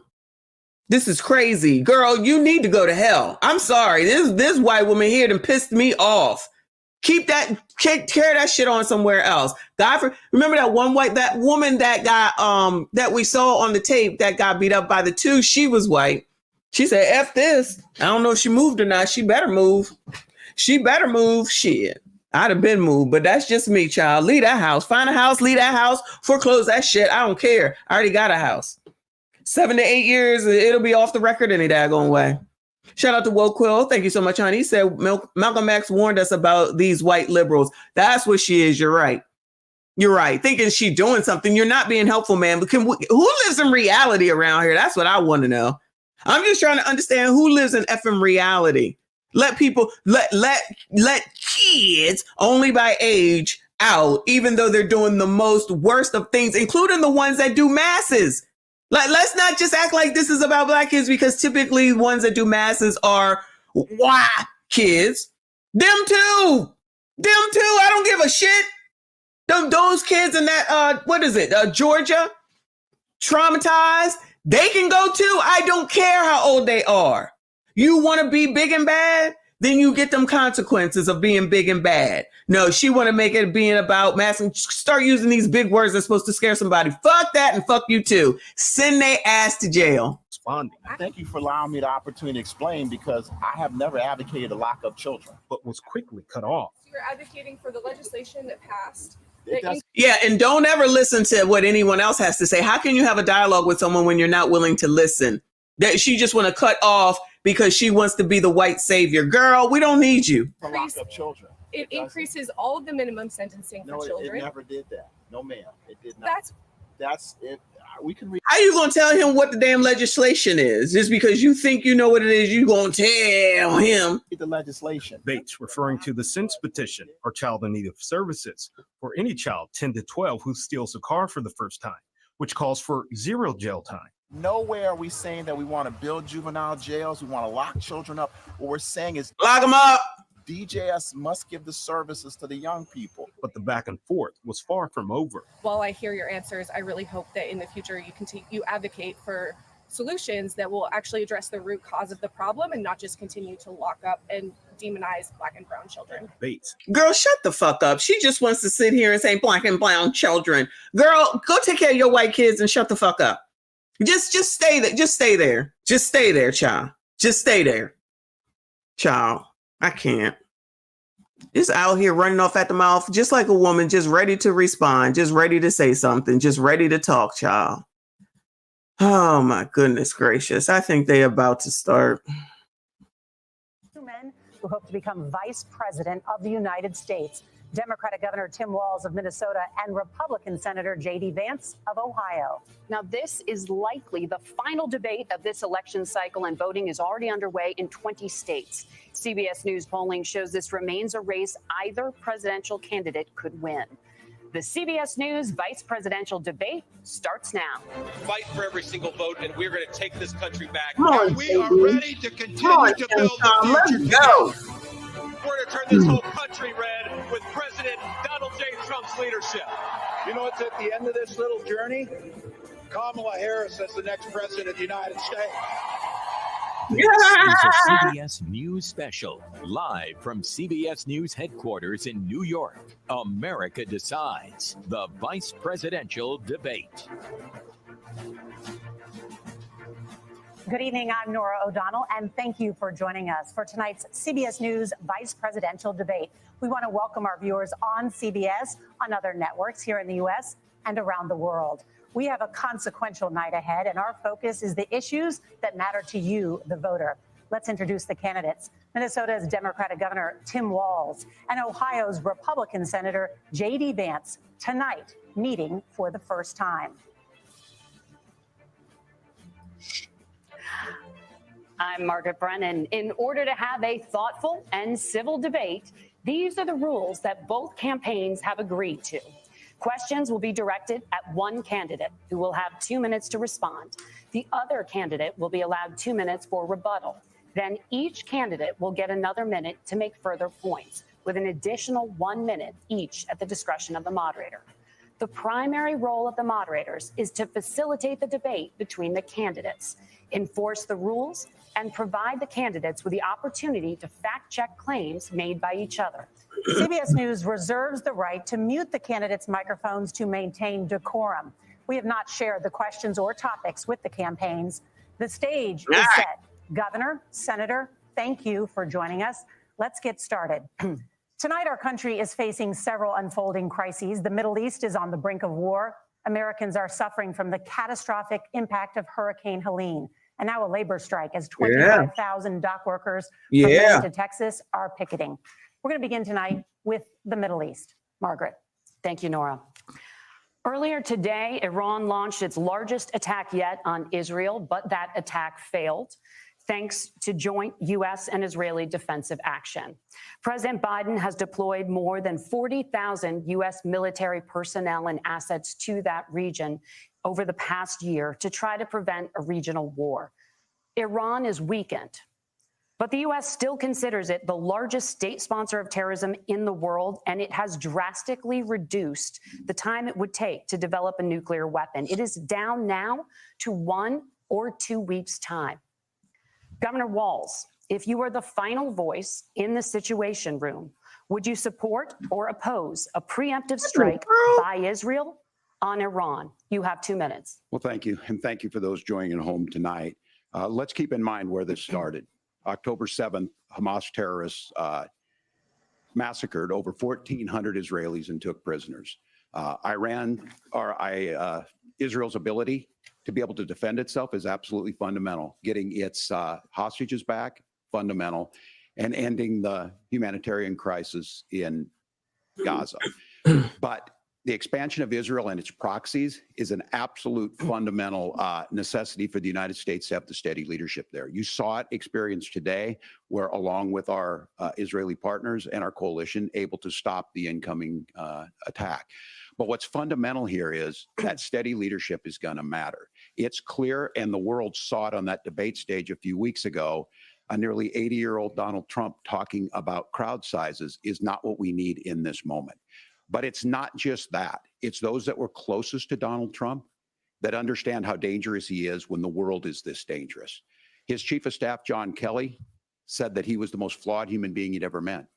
And both of his secretaries of defense and his national security advisors said he should be nowhere near the White House.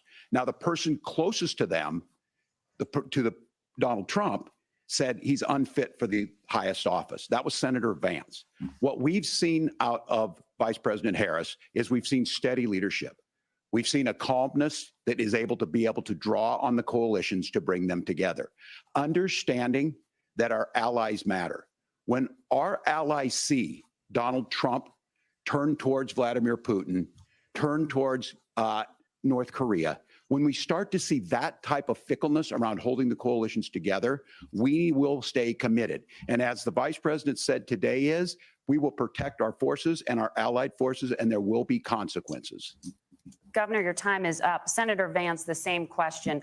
Would you support or oppose a preemptive strike by Israel on Iran? You have 2 minutes. So, Margaret, I want to answer the question. First of all, thanks, Governor. Thanks to CBS for hosting the debate. And thanks, most importantly, to the American people who are watching this evening and caring enough about this country to pay attention to this vice presidential debate. I want to answer the question, but I want to actually give an introduction to myself a little bit, because I recognize a lot of Americans don't know who either one of us are. I was raised in a working class family. My mother required food assistance for periods of her life. My grandmother required Social Security help to raise me. And she raised me in part because my own mother struggled with addiction for a big chunk of my early life. I went to college on the GI Bill after I enlisted in the Marine Corps and served in Iraq. And so I stand here asking to be your vice president with extraordinary gratitude for this country, for the American dream that made it possible for me to live my dreams. And most importantly, I know that a lot of you are worried about the chaos in the world and the feeling that the American dream is unattainable. I want to try to convince you tonight over the next 90 minutes that if we get better leadership in the White House, if we get Donald Trump back in the White House, the American dream is going to be attainable once again. Now, to answer this particular question, we have to remember that as much as Governor Walz just accused Donald Trump of being an agent of chaos, Donald Trump actually delivered stability in the world, and he did it by establishing effective deterrence. People were afraid of stepping out of line. Iran, which launched this attack, has received over $100 billion in unfrozen assets thanks to the Kamala Harris administration. What do they use that money for? They use it to buy weapons that they're now launching against our allies, and God forbid, potentially launching against the United States as well. Donald Trump recognized that for people to fear the United States, you needed peace through strength. They needed to recognize that if they got out of line, the United States global leadership would put stability and peace back in the world. Now, you asked about a preemptive strike, Margaret, and I want to answer the question. Look, it is up to Israel what they think they need to do to keep their country safe, and we should support our allies wherever they are when they're fighting the bad guys. I think that's the right approach to take with the Israel question. Thank you, Senator. Governor Walz, do you care to respond to any of the allegations? Well, look, Donald Trump was in office. We'll sometimes hear a revisionist history, but when Donald Trump was in office, it was Donald Trump who we had a coalition of nations that had boxed Iran's nuclear program in, the inability to advance it. Donald Trump pulled that program and put nothing else in its place. So Iran is closer to a nuclear weapon than they were before because of Donald Trump's fickle leadership. Of course. And when Iran shot down an American aircraft in international airspace, Donald Trump tweeted, because that's the standard diplomacy of Donald Trump. And when Iranian missiles did fall near U.S. troops and they received traumatic brain injuries, Donald Trump wrote it off as headaches. Look, our allies understand that Donald Trump is fickle. Oh my He will God. go to whoever has the most flattery or where it makes sense to him. Steady leadership like you witnessed today, like you witnessed in April. Both Iranian attacks were repelled. Our coalition is strong, and we need the steady leadership that Kamala Harris is providing. Senator Vance, the U.S. did have a diplomatic deal with Iran to temporarily pause parts of its nuclear program, and President Trump did exit that deal. He recently said, just 5 days ago, the U.S. must now make a diplomatic deal with Iran because the consequences are impossible. Did he make a mistake? You have 1 minute. Well, first of all, Margaret, diplomacy is not a dirty word, but I think that's something that Governor Walz just said is quite extraordinary. You yourself just said Iran is as close to a nuclear weapon today as they have ever been. And Governor Walz, you blame Donald Trump. Who has been the vice president for the last 3.5 years? And the answer is your running mate, not mine. Donald Trump consistently made the world more secure. Now, we talk about what the sequence of events that led us to where we are right now, and you can't ignore October the 7th, which I appreciate Governor Walz bringing up. But when did Iran and Hamas and their proxies attack Israel? It was during the administration of Kamala Harris. So Governor Walz can criticize Donald Trump's tweets, but effective, smart diplomacy and peace through strength is how you bring stability back to a very broken world. Donald Trump has already done it once before. Ask yourself at home, when was the last time, I'm 40 years old, when was the last time that an American president didn't have a major conflict break out? The only answer is during the 4 years that Donald Trump was president. Ooh. Gentlemen, we have a lot to get to. Nora? Margaret, thank you. Shut up. Now to Hurricane Helene. The storm could become one of the deadliest on record. More than 160 people are dead and hundreds more are missing. Scientists say climate change makes these hurricanes larger, stronger, and more deadly because of the historic rainfall. Senator Vance, according to CBS News polling, 7 in 10 Americans and more than 60% of Republicans under the age of 45 favor the U.S. taking steps to try and reduce climate change. Senator, what responsibility would the Trump administration have to try and reduce the impact of climate change? I'll give you 2 minutes. Sure. So first of all, let's start with the hurricane because it's an unbelievable, unspeakable human tragedy. I just saw today actually a photograph of 2 grandparents on a roof with a 6-year-old child, and it was the last photograph ever taken of them because the roof collapsed and those innocent people lost their lives. And I'm sure Governor Walz joins me in saying our hearts go out to those innocent people, our prayers go out to them, and we want as robust and aggressive as a federal response as we can get to save as many lives as possible, and then of course afterwards to help the people in those communities rebuild. I mean, these are communities that I love. Some of them I know very personally in Appalachia, all across the Southeast. They need their government to do their job. And I commit that when Donald Trump is president again, the government will put the citizens of this country first when they suffer from a disaster. Now, Nora, you asked about climate change. I think this is a very important issue. Look, a lot of people are justifiably worried about all these crazy weather patterns. I think it's important for us, first of all, to say, Donald Trump and I support clean air, clean water. We want the environment to be cleaner and safer. But one of the things that I've noticed some of our Democratic friends talking a lot about is a concern about carbon emissions, this idea that carbon emissions drives all of the climate change. Well, let's just say that's true, just for the sake of argument, so we're not arguing about weird science. Let's just say that's true. Well, if you believe that, what would you want to do? The answer is that you'd want to reshore as much American manufacturing as possible, and you'd want to produce as much energy as possible in the United States of America because we're the cleanest economy in the entire world. What have Kamala Harris's policies actually led to? More energy production in China, more manufacturing overseas, more doing business in some of the dirtiest parts of the entire world. And when I say that, I mean the amount of carbon emissions they're doing per unit of economic output. So if we actually care about getting cleaner air and cleaner water, the best thing to do is to double down and invest in American workers and the American people. And unfortunately, Kamala Harris has done exactly the opposite. Governor Walz, you have 2 minutes to respond. Well, we got close to an agreement because all those things are happening. Look, first of all, it is a horrific tragedy with this hurricane. And my heart goes out to the folks that are down there in contact with the governors. I serve as co-chair of the Council of Governors as we work together on these emergency managements. Governors know no partisanship. They work together. So all of the governors and the emergency responders are on the ground. Those happen on the front end. the federal government comes in, make sure they're there that we recover. But we're still in that phase where we need to make sure that they're staying there, staying focused. Now, look, coming back to the climate change issue, there's no doubt this thing roared onto the scene faster and stronger than anything we've seen. Senator Vance has said that there's a climate problem in the past. Donald Trump called it a hoax. Oh my and then joked God. that these things would make more beachfront property to be able to invest in. What we've seen out of the Harris administration now, the Biden-Harris administration, is we've seen this investment.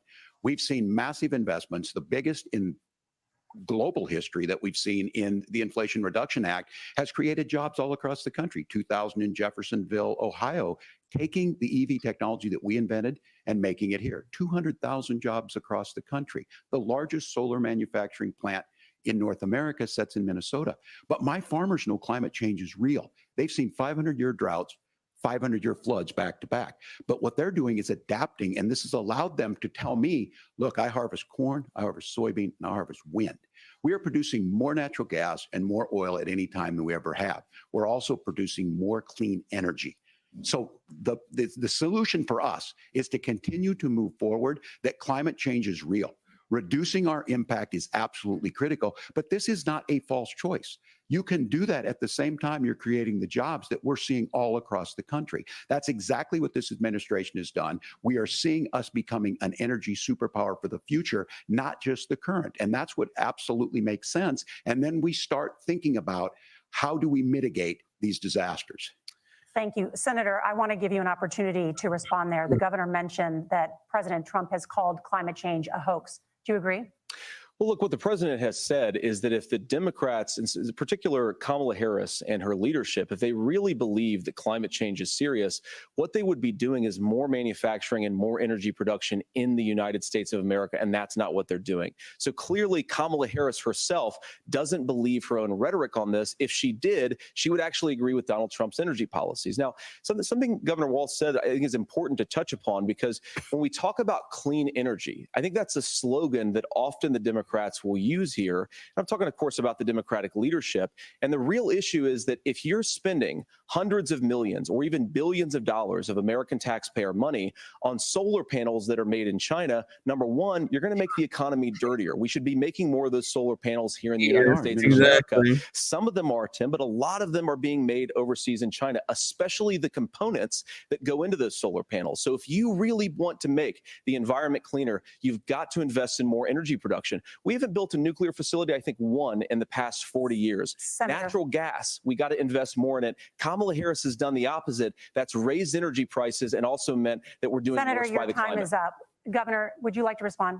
Well, look, we're producing more natural gas than we ever have. There's no moratorium on that. We're producing more oil. But the folks know, and like I said, again, these are not liberal folks. These are not folks that are Green New Deal folks. These are farmers that have been drought one year, massive flooding the next year. They understand that it makes sense. Look, our number one export cannot be topsoil from erosion from these massive storms. We saw it in Minnesota this summer.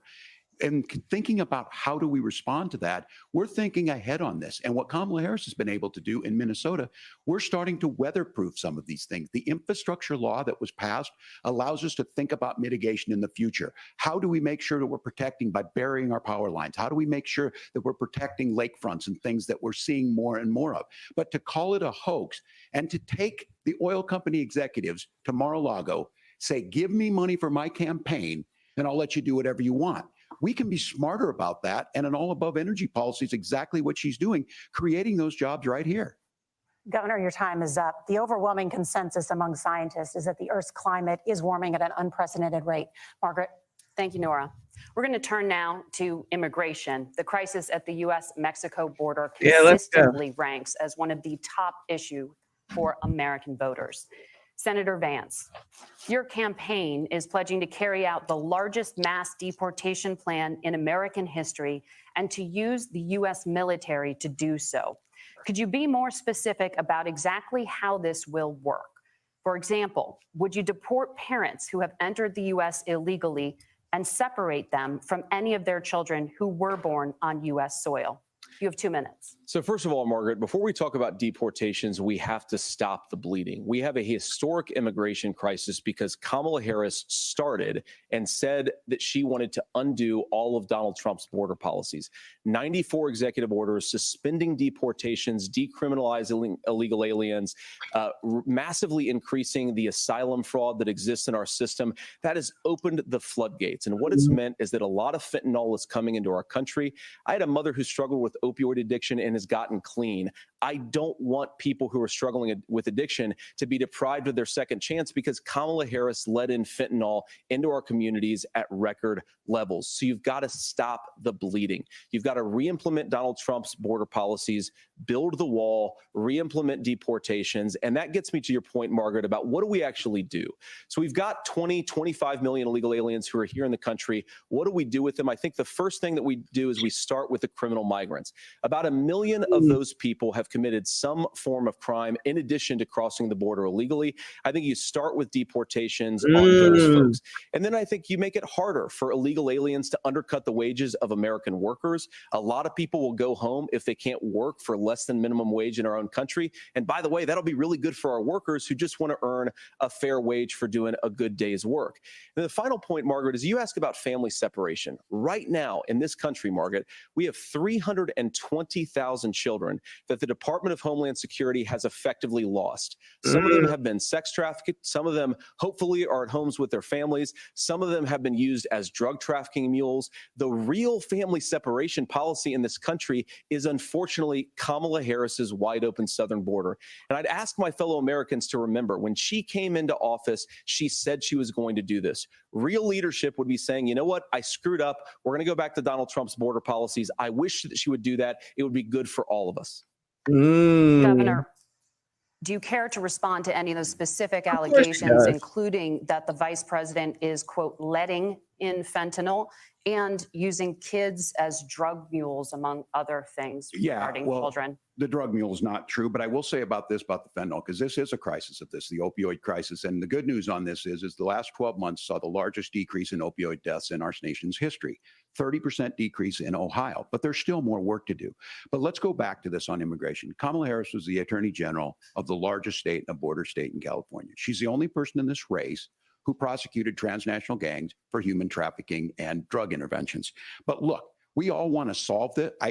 Most of us want to solve this, and that is the United States Congress. That's the Border Patrol agents. That's the Chamber of Commerce. That's most Americans out here. That's why we had the fairest and the toughest bill on immigration that this nation's seen.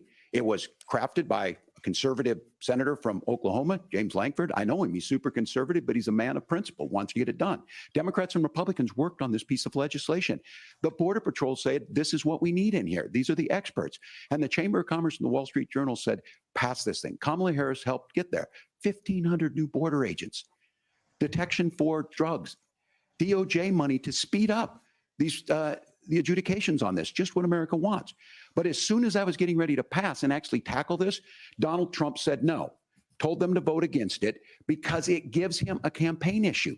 It gives him to, what would Donald Trump talk about if we actually did some of these things? And they need to be done by the legislature. You can't just do this through the executive branch. So look, we have the options to do this. Donald Trump had 4 years.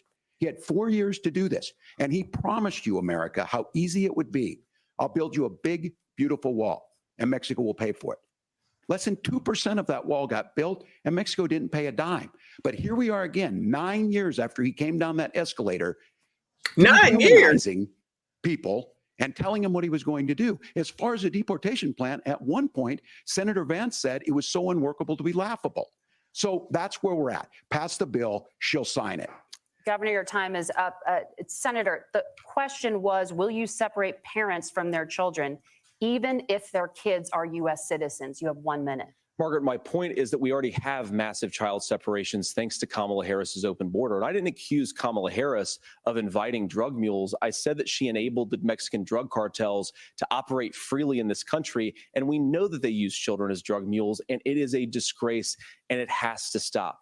Look, I think what Tim said just doesn't pass the smell test. For 3 years, Kamala Harris went out bragging that she was going to undo Donald Trump's border policy. She did exactly that. We had a record number of illegal crossings. We had a record number of fentanyl coming into our country.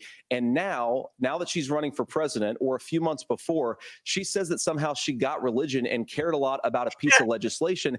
The only thing that she did when she became the vice president, when she became the appointed border czar, was to undo 94 Donald Trump executive actions and open the border. This problem is leading to massive problems in the United States of America. Parents who can't afford health care, schools that are overwhelmed. It's got to stop, and it will when Donald Trump is president Senator, again. your time is up. Governor, what about our CBS News polling, which does show that a majority of Americans, more than 50%, support mass deportations? Look, we fix this issue with a bill that is necessary, but the issue on this is what happens when you don't want to solve it. You demonize it. And we saw this. And Senator Vance, and it surprises me on this, talking about and saying, I will create stories to bring attention to this. That vilified a large number of people who were here legally in the community of Springfield. The Republican governor said, it's not true. Don't do it. There's consequences for this. There's consequences. We could come together. Senator Langford did it. We could come together and solve this if we didn't let Donald Trump continue to make it an issue. And the consequences in Springfield were the governor had to send state law enforcement to escort kindergartners to school. I believe Senator Vance wants to solve this, but by standing with Donald Trump and not working together to find a solution, it becomes a talking point. And when it becomes a talking point like this, we dehumanize and villainize other human beings. Tim, Governor, your time is up. Senator, I'll give you 1 minute, but let me just ask you the question first. The governor has made the point, and I think as a sitting lawmaker, you know that Congress controls the purse strings and any funding. So you have said repeatedly that Donald Trump would, through executive action, solve this. Do you disagree that Congress controls the purse strings and would need to support many of the changes that you would actually want to implement? You have 1 minute. Look, Margaret, first of all, the gross majority of what we need to do at the southern border is just empowering law enforcement to do their job. I've been to the southern border more than our border czar, Kamala Harris, has been, and it's actually heartbreaking because the Border Patrol agents, they just want to be empowered to do their job. Of course, additional resources would help, but most of this is about the president and the vice president empowering our law enforcement to say, if you try to come across the border illegally, you've got to stay in Mexico, you've got to go back through proper channels. Now, Governor Walz brought up the community of Springfield, and he's very worried about the things that I've said in Springfield. Look, in Springfield, Ohio, and in communities all across this country, you've got schools that are overwhelmed. You've got hospitals that are overwhelmed. You've got housing that is totally unaffordable because we brought in millions of illegal immigrants to compete with Americans for scarce homes. The people that I'm most worried about in Springfield, Ohio, are the American citizens who have had their lives destroyed by Kamala Harris's open border. It is a disgrace, Tim. And I actually think, I agree with you. I think you want to solve this problem, but I don't think that Kamala Harris does. Senator, your time is up. Governor, you have 1 minute to respond. Yeah, well, it is law enforcement that asked for the bill. They helped craft it. They're the ones that supported it. That's because they know we need to do this. Look, this issue of continuing to bring this up, of not dealing with it, of blaming migrants for everything. On housing, we could talk a little bit about Wall Street speculators buying up housing and making them less affordable, but it becomes a blame. Look, this bill also gives the money necessary to adjudicate. I agree. It should not take 7 years for an asylum claim to be done. This bill gets it done in 90 days. Then you start to make a difference in this, and you start to adhere to what we know, American principles. I don't talk about my faith a lot, but Matthew 25:40 talks about, the least amongst us you do unto me. I think that's true of most Americans. They simply want order to it. This bill does it. It's funded. It's supported by the people who do it. And it lets us keep our dignity about how we treat other people. Thank you, Governor. And just to clarify for our viewers, Springfield, Ohio does have a large number of Haitian migrants who have legal status. temporary protected Well, status. Margaret, Nora? but Thank you. Senator, we have so much to get to. Margaret, I think it's important We're because going to turn now to the debate- economy. Oh, that's Margaret, bullshit. the rules were that Yeah, you guys economy, were going to we're fact talking. check, and since you're fact checking me, I think it's important to say what's actually going on. So there's an application called the Let 'em CBP One app, where you can go Let 'em on as an go. illegal migrant, apply for asylum or apply for parole, and be granted legal status at the wave of a Kamala Harris open border wand. That is not a person coming in, applying for a green card and waiting for 10 years. That Thank is you, the Senator. facilitation of illegal immigration, Margaret, by Thank our you, own Senator, for leadership. describing the legal process. We have so much to get to, Senator. Those We have laws so have been on much. the books since 1990. Thank you, gentlemen. The We CBP want to One have, app has not been on the books. This is stupid. This is stupid. Let them argue. gentlemen, the audience can't hear you because your mics are cut. We have so much we want to get to. Thank you for stupid. explaining the legal process. Nora? Thank you, Margaret. The economy is a top concern for voters. Each of your campaigns has released an economic plan, so let's talk about the specifics. Governor Walz, Vice President Harris unveiled a plan that includes billions in tax credits for manufacturing, housing, and a renewed child tax credit. The Wharton School says your proposals will increase the nation's deficit by $1.2 trillion. How would you pay for that without ballooning the deficit? Governor, I'll give you 2 minutes. Yeah, thank you. And Kamala Harris and I do believe in the middle class because that's where we come from. We both grew up in that. We understand. So those of you out there listening tonight, you're hearing a lot of stuff back and forth, and it's good. It's We healthy. aren't. That's what this is supposed to happen. You should be listening. How's this going to impact me? The bold forward plan that Kamala Harris put out there is talking about this housing issue. The one thing is there's 3 million new houses proposed under this plan with down payment assistance on the front end to get you in a house. A house is much more than just an asset to be traded somewhere. It's foundational to where you're at. And then making sure that the things you buy every day, whether they be prescription drugs or other things, that there's fairness in that. Look, the $35 insulin is a good thing, but it costs $5 to make insulin. They were charging $800 before this law went into effect. As far as the housing goes, I've seen it in Minnesota. 12% more houses in Minneapolis, prices went down on rent 4%. It's working. And then making sure tax cuts go to the middle class. $6,000 child tax credit, we have one in Minnesota, reduces childhood poverty by 1/3. We save money in the long run, and we do the right thing for families. And then getting businesses off the ground. The law as it stands right now is $5,000 tax credit for small business, increasing that to $50,000. Now, this is a philosophical difference between us. Donald Trump made a promise, and I'll give you this. He kept it. He took folks to Mar-a-Lago, said, you're rich as hell, I'm going to give you a tax cut. He gave the tax cuts that predominantly went to the top class. What happened there was an $8 trillion increase in the national debt, the largest ever. Now he's proposing a 20% consumption or sales tax on everything we bring in. Everyone agrees, including businesses, it would be destabilizing it, it would increase inflation and potentially lead to a recession. Look, this is simple for you. Where are we going? Kamala Harris has said to do the things she wants to do. We'll just ask the wealthiest to pay their fair share. When you do that, our system works best, more people are participating in it, and folks have the things that they need. Senator, I want to give you a moment to respond on that. But similarly, the Wharton School has done an analysis of the Trump plan and says it would increase the nation's deficit by $5.8 trillion. My question is the same for you. How do you pay for all that without ballooning the deficit? I'll give you 2 minutes. Well, first of all, you're going to hear a lot from Tim Walz this evening, and you just heard it in the answer. A lot of what Kamala Harris proposes to do, and some of it, I'll be honest with you, it even sounds pretty good. Here's what you won't hear, is that Kamala Harris has already done it. Because she's been the vice president for 3.5 years. She had the opportunity to enact all of these great policies. And what she's actually done instead is drive the cost of food higher by 25%, drive the cost of housing higher by about 60%. Open the American southern border and make middle-class life unaffordable for a large number of Americans. If Kamala Harris has such great plans for how to address middle-class problems, then she ought to do them now. Not when asking for a promotion, but in the job the American people gave her 3.5 years ago. And the fact that she isn't tells you a lot about how much you can trust her actual plans. Now, Donald Trump's economic plan is not just a plan, but it's also a record. A lot of those same economists attack Donald Trump's plans, and they have PhDs, but they don't have common sense and they don't have wisdom, because Donald Trump's economic policies delivered the highest take-home pay in a generation in this country, 1.5% inflation, and to boot, peace and security all over the world. So when people say that Donald Trump's economic plan doesn't make sense, I say look at the record. He delivered rising take-home pay for American workers.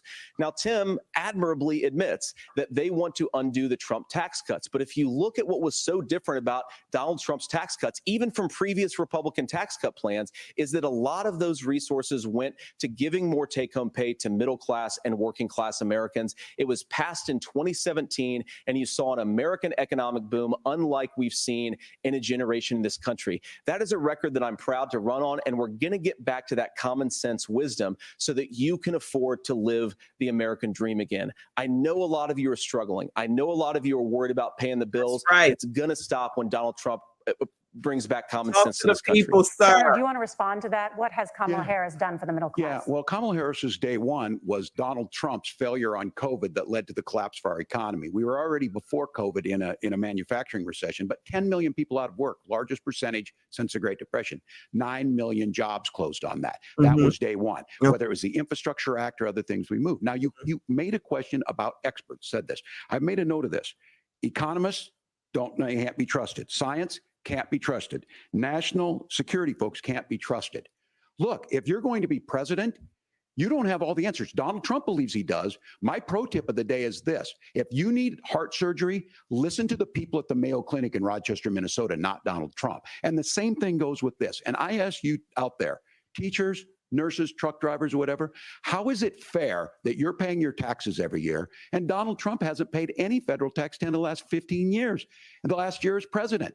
That's what's wrong with the system. There's a way around it, and he's bragged about that. We're just asking for fairness in it, and that's all you want. For it, it's legal. Give a minute. Governor, you say trust the experts. But those same experts for 40 years said that if we shipped our manufacturing base off to China, we'd get cheaper goods. They lied about that. They said if we shipped our industrial base off to other countries, to Mexico and elsewhere, it would make the middle class stronger. They were wrong about that. They were wrong about the idea that if we made America less self-reliant, less productive in our own nation, that it would somehow make us better off, and they were wrong about it. And for the first time in a generation, Donald Trump had the wisdom and the courage to say to that bipartisan consensus, we're not doing it anymore. We're bringing American manufacturing back. We're unleashing American energy. We're going to make more of our own stuff. And this isn't just an economic issue. I mean, I've got 3 beautiful little kids at home, 7, 4, and 2, and I love them very much, and I hope they're in bed right now. But look, so many of the drugs, the pharmaceuticals that we put in the bodies of our children are manufactured by nations that hate us. This has to stop. And we're not going to stop it by listening to experts. We're going to stop it by listening to common sense wisdom, which is what Donald Trump governed on. Senator, your time is up. Governor Walz, can you address that? I mean, voters say they trust Donald Trump on the economy more. Why? Well, if you're listening tonight and you want billionaires to get tax cuts, you heard what the numbers were. Look, I'm a union guy on this. I'm not a guy who wanted to ship things overseas, but I understand that, look, we produce soybeans and corn. We need to have fair trading partners. That's something that we believe in. I think the thing that most concerns me on this is Donald Trump was the guy who created the largest trade deficit in American history with China. So the rhetoric is good. Much of what the senator said right there, I'm in agreement with him on this. I watched it happen too. I watched it to my communities, and we talked about that. But we had people undercutting the right to collectively bargain. We had right to work states made it more difficult. We had companies that were willing to ship it over, and we saw people profit. Folks that are venture capital in some cases, putting money into companies that were overseas. We're in agreement that we bring those home. The issue is Donald Trump is talking about it. Kamala Harris has a record, 250,000 more manufacturing jobs just out of the IRA. May I respond to that? Yes. So appreciate that. So if you notice, what Governor Walz just did is he said, first of all, Donald Trump has to listen to the experts. And then when he acknowledged that the experts screwed up, he said, well, Donald Trump didn't do nearly as good of a job as the statistics that's a gross generalization. that he did. So what Tim Walz is doing, and I honestly, Tim, I think you got a tough job here, because you've got to play whack-a-mole. You've got to pretend that Donald Trump didn't deliver rising take-home pay, which of course he did. You've got to pretend that Donald Trump didn't deliver lower inflation, which of course he did. And then you simultaneously got to defend Kamala Harris's atrocious economic record, which has made gas, groceries, and housing unaffordable for American citizens. I was raised by a woman who would sometimes go into medical debt so that she could put food on the table in our household. I know what it's like to not be able to afford the things that you need to afford. We can do so much better. To all of you watching, we can get back to an America that's affordable again. We just got to get back to common sense economic principles. I hope we have a conversation on healthcare then. Senator, Governor. Please. Thank you, Margaret. So you can say 30 We have a lot to get to ahead, gentlemen, on many topics. But right now, I want to talk about personal qualifications. The vice president is often the last voice the president hears before making consequential decisions. We want to ask you about your leadership qualities. Governor Walz, you said you were in Hong Kong during the deadly Tiananmen Square protests in the spring of 1989. But Minnesota Public Radio and other media outlets are reporting that you actually didn't travel to Asia until August of that year. Can you explain that discrepancy? Yeah, well, and to the folks out there who didn't get at the top of this, look, I grew up in small rural Nebraska, town of 400, town that you rode your bike with your buddies till the streetlights come on, and I'm proud of that service.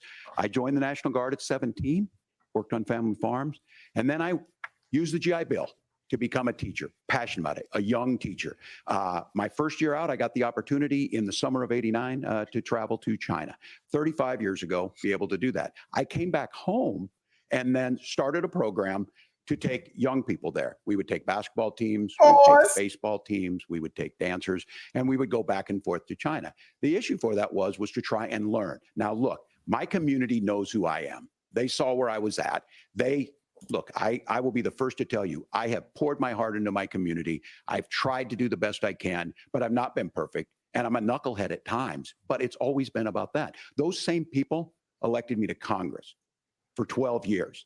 And in Congress, I was one of the most bipartisan people, working on things like farm bills that we got done, working on veterans benefits. And then the people of Minnesota were able to elect me to governor twice. So look, my commitment has been from the beginning to make sure that I'm there for the people, to make sure that I get this right. I will say more than anything, many times I will talk a lot. I will get caught up in the rhetoric, but being there, the impact it made, the difference it made in my life, I learned a lot about China. I hear the critiques of this. I would make the case that Donald Trump should have come on one of those trips with us. I guarantee you he wouldn't be praising Xi Jinping about COVID. And I guarantee you he wouldn't start a trade war that he ends up losing. So this is about trying to understand the world. It's about trying to do the best you can for your community. And then it's putting yourself out there and letting your folks understand what it is. My commitment, whether it be through teaching, which I was good at, or whether it was being a good soldier or was being a good member of Congress, those are the things that I think are the values that people care about. Governor, just to follow up on that, the question was, can you explain the discrepancy? All I said on this was I got there that summer and misspoke on this. So I will just, that's what I've said. So I was in Hong Kong and China during the democracy protest went in. And from that, I learned a lot of what needed to be in government. What is going on? Thank you, Governor. Senator Vance, in 2016, you called your running mate, Donald Trump, unfit for the nation's highest office, and you said he could be America's Hitler. I know you've been asked many times, and you've said you regret those comments and explained you then voted for Donald Trump in 2020. But the Washington Post reported new messages last week in which you also disparaged Trump's economic record while he was president, writing to someone in 2020, quote, Trump thoroughly failed to deliver his economic populism. You're now his running mate, and you've shifted many of your policy stances to align with his. If you become vice president, why should Americans trust that you will give Donald Trump the advice he needs to hear and not just the advice he wants to hear? You have 2 minutes. Well, first of all, Margaret, because I've always been open. And sometimes, of course, I've disagreed with the president, but I've also been extremely open about the fact that I was wrong about Donald Trump. I was wrong, first of all, because I believed some of the media stories that turned out to be dishonest fabrications of his record. But most importantly, Donald Trump delivered for the American people. Rising wages, rising take-home pay, an economy that worked for normal Americans, a secure southern border, a lot of things, frankly, that I didn't think he'd be able to deliver on. And yeah, when you screw up, when you misspeak, when you get something wrong and you change your mind, you ought to be honest with the American people about it. It's one of the reasons, Margaret, why I've done so many interviews, is because I think it's important to actually explain to the American people where I come down on the issues and what changed. Now, you pointed out the messages from 2020. Margaret, I've been extremely consistent that I think there were a lot of things that we could have done better in the Trump administration the first round if Congress was doing its job. I strongly believe, and I've been a United States senator, that Congress is not just a high-class debating society. It's not just a forum for senators and congressmen to whine about problems. It's a forum to govern. So there were a lot of things on the border, on tariffs, for example, where I think that we could have done so much more if the Republican Congress and the Democrats in Congress had been a little bit better about how they govern the country. They were so obsessed with impeaching Donald Trump, they couldn't actually govern. And I want to talk about this tariff issue in particular, Margaret, because Tim just accused this of being a national sales tax. Look, the one thing, and you're probably surprised to hear me praising Joe Biden, but the one thing that Joe Biden did is he continued some of the Trump tariffs that protected American manufacturing jobs. And it's the one issue, the most pro-worker part of the Biden administration, it's the one issue where Kamala Harris has run away from Joe Biden's record. Think about this. If you're trying to employ slave laborers in China at $3 a day, you're going to do that and undercut the wages of American workers unless our country stands up for itself and says you're not accessing our markets unless you're paying middle-class Americans a fair wage. Senator, your time is up. Nora? He was done. Now the issue of reproductive rights. Governor Walz, after Roe versus Wade was overturned, you signed a bill into law that made Minnesota one of the least restrictive states in the nation when it comes to abortion.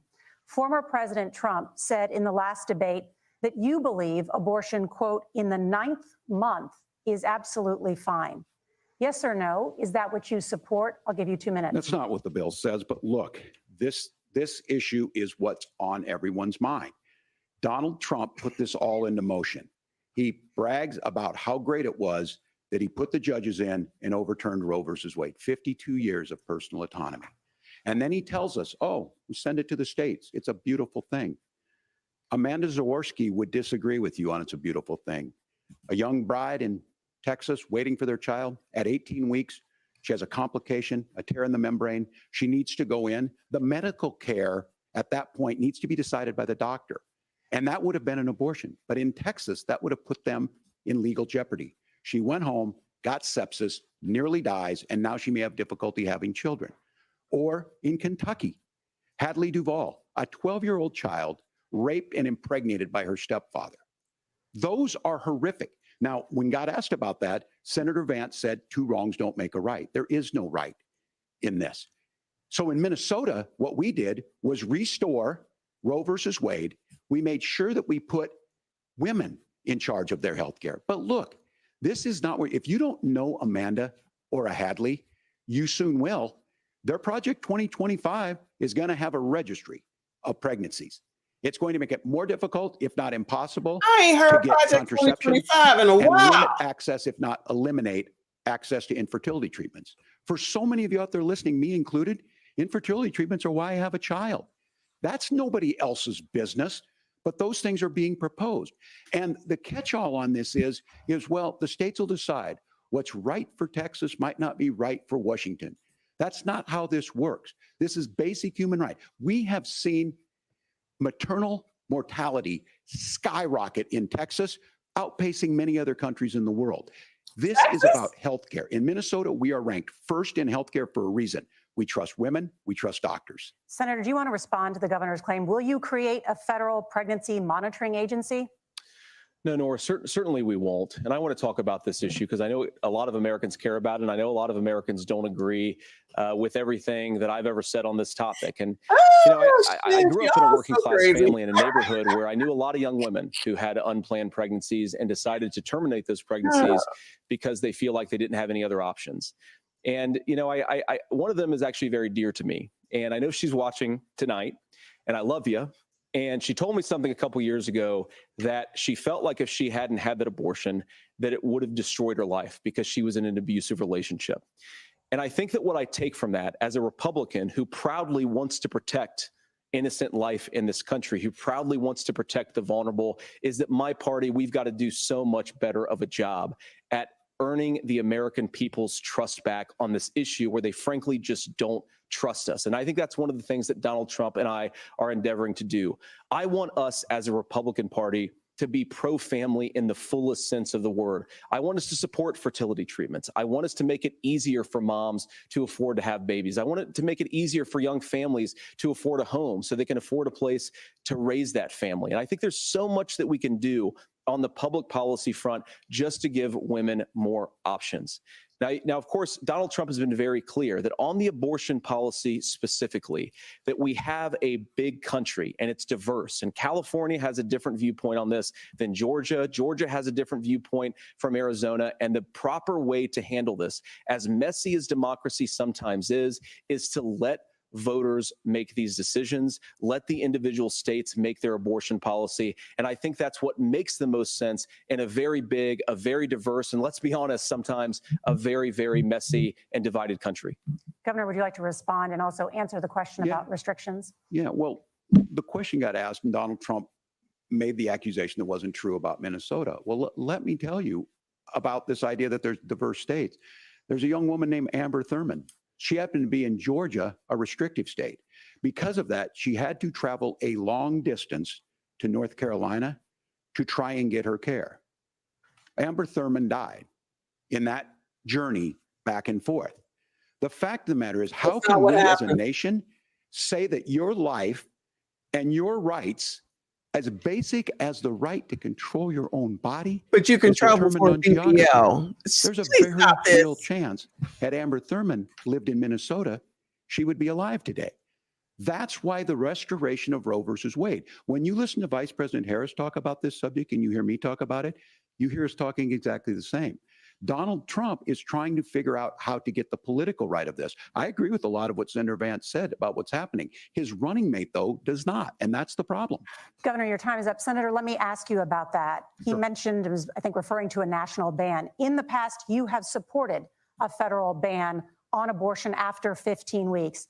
In fact, you said if someone can't support legislation like that, quote, you are making the United States the most barbaric pro-abortion regime anywhere in the entire world. My question is, why have you changed your position?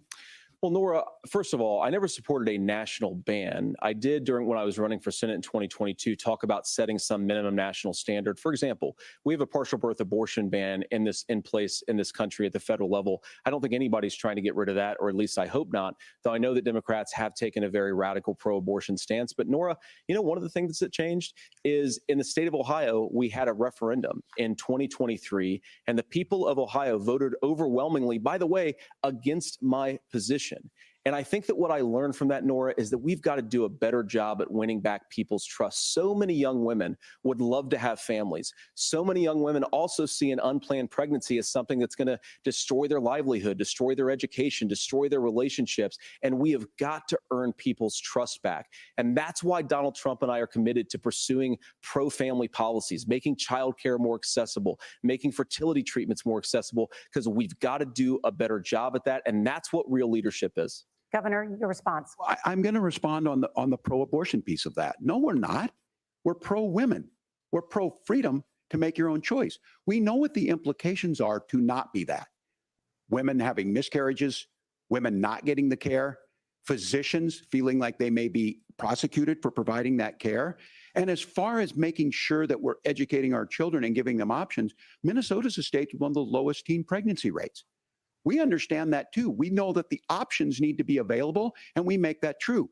We also make it, we're a top 3 state for the best place to raise children. But these two things, to try and say that we're pro-children, but we don't like this, or you guys are pro-abortion, that's not the case at all.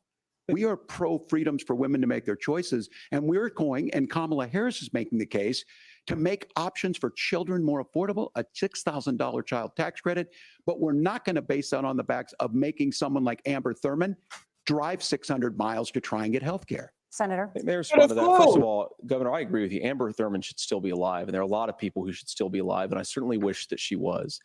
And maybe you're free to disagree with me on this and explain this to me. But as I read the Minnesota law that you signed into law, the statute that you signed into law, it says that a doctor who presides over an abortion where the baby survives, the doctor is under no obligation to provide life-saving care to a baby who survives a botched late-term abortion. That is, I think, That's whether not you're true. pro-choice or pro-abortion, that is fundamentally barbaric. And that's why I use that word, Nora, is because some of what we've seen, do you want to force Catholic hospitals to perform abortions against their will? Because Kamala Harris has supported suing Catholic nuns to violate their freedom of conscience. We can be a big and diverse country where we respect people's freedom of conscience and make the country more pro-baby and pro-family. But please. Yes, Governor, please respond. Look, this is one where there's always something there. This is a very simple proposition. These are women's decisions to make about their healthcare decisions, and the physicians who know best when they need to do this. Trying to distort the way a law is written to try and make a point, that's not it at all. What was I wrong about, Governor? Please tell me, what was I wrong about? That is not the way the law is written. Look, I've given But this, how? I've given this advice on a lot of things, that getting involved, getting engaged, that's been misread, and it was fact-checked at the last debate. But the point on this is there's a continuation of these guys to try and tell women or to get involved. I use this line on this, just mind your own business on this. Things worked best when Roe versus Wade was in place. When we do a restoration of Roe, that works best. That doesn't preclude us from increasing funding for children. It doesn't increase us from making sure that once that child's born, like in Minnesota, they get meals, they get early childhood education, they get health care. What are we talking about? Hiding behind, we're going to do all these other things when you're not proposing them in your budget. Kamala Harris is proposing them. She's proposing all those things to make life easier for families. I asked a specific question, Governor. You gave me a slogan as a response. It's not the case. It's not true. That's not what the law says. So they fact-checked it with President Trump. Gentlemen, there's a lot to discuss. We have to move on, and we're going to be right back with much more of the CBS News vice presidential debate in just a moment. Girl, Lord have mercy. Yo, I agree. I think JD Vance should be running, child. I mean, I haven't heard him in a while, but I think he's doing a very good job. Tim, you know what Tim looks like? He looks like the grandpa on the Munster. Shout out to y'all if you know. I think his name was Grandpa. But I'm thinking that JD is ready. JD is ready. I'm sorry. I'm just saying, like, if something happened to Biden and Cam had to get in there, it'd be like, if JD was vice president and he got in there and something happened to Trump, and it'd be like, all right, child, let's see what's going on. Listen, I ain't gonna hold you. I liked him since the story when he first came on. The fact that he has a minority wife, he got all them gremlins, they not gremlinizing, child. And even the story with his good mama, child. She a good mama. All right, we know all that. And he takes people's questions. He don't have to be in no room. He goes to all those Sunday shows. He takes all them questions. He go to CNN. He goes to all the competition shows, I guess you should would call it. And he ain't never scared.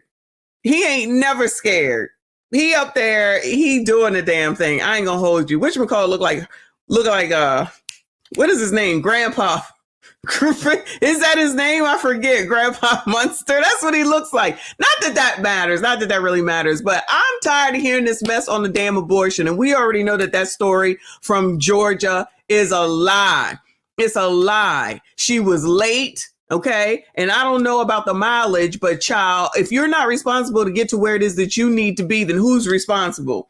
Who's responsible for it? It's interesting that people can get to their vacations. They can get to Mexico. They can get to Jamaica. They can go to Turkey to get BBLs.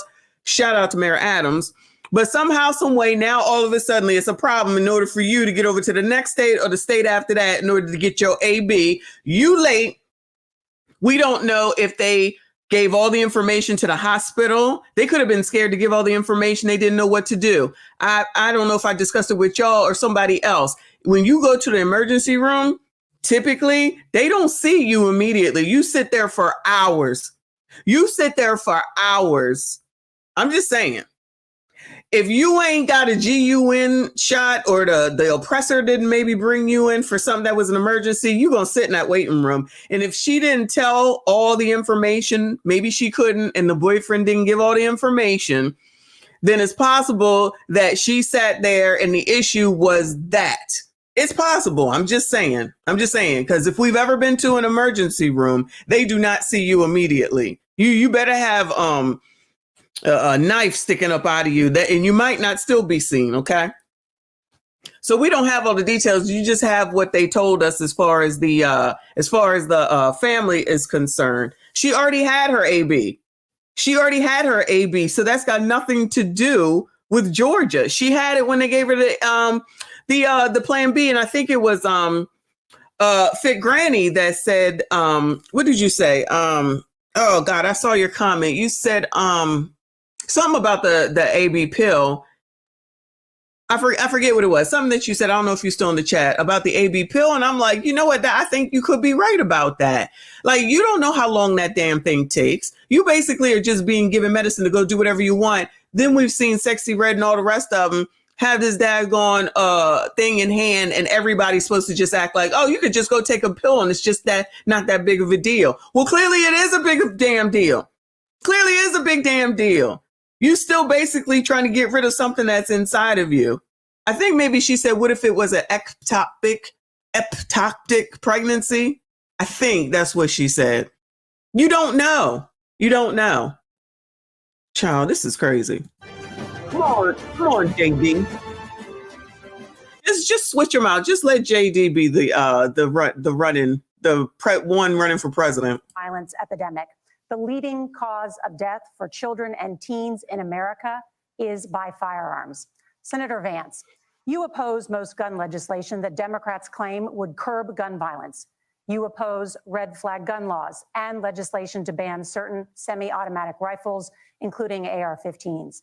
So let me ask you, earlier this year, for the first time, the parents of a school shooter were convicted of involuntary manslaughter and sentenced to 10 years in prison. Yeah. Do you think holding parents responsible could curb mass shootings? I'll give you 2 minutes. Yeah, well, Nora, on that particular case, I don't know the full details, but I certainly trust local law enforcement and local authorities to make those decisions. I think in some cases the answer is going to be yes, and in some cases the answer is going to be no. And the details really matter here, of course. For example, if a kid steals a gun, that's going to be different than if a parent hands over a gun knowing that their kid is potentially dangerous. But look, I want to just sort of speak as a father of 3 beautiful little kids, and our oldest is now in 2nd grade. And like a lot of parents, we send our kids to school with such hope and such joy and such pride at their little faces on the first day of school. And we know, unfortunately, that a lot of kids are going to experience this terrible epidemic of gun violence. And of course, our hearts go out to the families that are affected by this terrible stuff. And we do have to do better. And I think that Governor Walz and I actually probably agree that we need to do better on this. The question is just, how do we actually do it? Now, here's something that really bothers me and worries me about this epidemic of violence. The gross majority, close to 90% in some of the statistics I've seen, of the gun violence in this country is committed with illegally obtained firearms. And while we're on that topic, we know that thanks to Kamala Harris's open border, we've seen a massive influx in the number of illegal guns run by the Mexican drug cartel. So that number, the amount of illegal guns in our country is higher today than it was 3.5 years ago. But what do we do about the schools? What do we do to protect our kids? And I think the answer is, and I say this not loving the answer, because I don't want my kids to go to school in a school that feels unsafe or where there are visible signs of security. But I unfortunately think that we have to increase security in our schools. We have to make the doors lock better. We have to make the doors stronger. We've got to make the windows stronger. And of course, we've got to increase school resource officers, because the idea that we can magically wave a wand and take guns out of the hands of bad guys, it just doesn't fit with recent experience. So we've got to make our schools safer. And I think we've got to have some common sense bipartisan solutions for how to do that. Governor, you have 2 minutes. Well, I think all the parents watching tonight, this is your biggest nightmare. Look, I got a 17-year-old, and he witnessed a shooting at a community center playing volleyball. Those things don't leave you. As a member of Congress, I sat in my office surrounded by dozens of the Sandy Hook parents, and they were looking at my 7-year-old picture on the wall. Their 7-year-old were dead, and they were asking us to do something. And look, I'm a hunter. I own firearms. The vice president is. We understand that the Second Amendment is there, but our first responsibility is to our kids to figure this out. In Minnesota, we've enacted enhanced red flag laws, enhanced background checks, and we can start to get data. But here's the problem. If we really want to solve this, we've got folks that won't allow research to be even done on gun violence. And this idea that we should just live with it, here's what I do think, that this is a good start to the conversation. I 100% believe that Senator Vance hates it when these kids, it's abhorrent and it breaks your heart. I agree with that. But that's not far enough when we know there are things that worked. I've spent time in Finland and seen some Finnish schools. They don't have this happen, even though they have a high gun ownership rate in the country. There are reasonable things that we can do to make a difference. It's not infringing on your Second Amendment. And the idea to have some of these weapons out there, it just doesn't make any sense. Kamala Harris, as an attorney general, worked on this issue. She knows that it's there. No one's trying to scaremonger and say we're taking your guns, but I ask all of you out there, do you want your schools hardened to look like a fort? Is that what we have to go when we know there's countries around the world that their children aren't practicing these types of drills? They're being kids. We owe it to them to get a fix. These are things that shouldn't be that difficult. You can still keep your firearms and we can make a difference. We have to. If you're listening tonight, this breaks your heart. Senator. Tim, first of all, I didn't know that your 17-year-old witnessed a shooting. I'm sorry about that, and I hope that he's doing okay. Christ have mercy. It is awful. And I appreciate what Tim said actually about Finland, because I do think it illustrates some of frankly, weird differences between our own country's gun violence problem and Finland. Is okay, first of all, we have way higher rates of mental health abuse or mental health substance abuse. We have way higher rates of depression, way higher rates of anxiety. We unfortunately have a mental health crisis in this country that I really do think that we need to get to the root causes of, because I don't think it's the whole reason why we have such a bad gun violence problem, but I do think it's a big piece of it.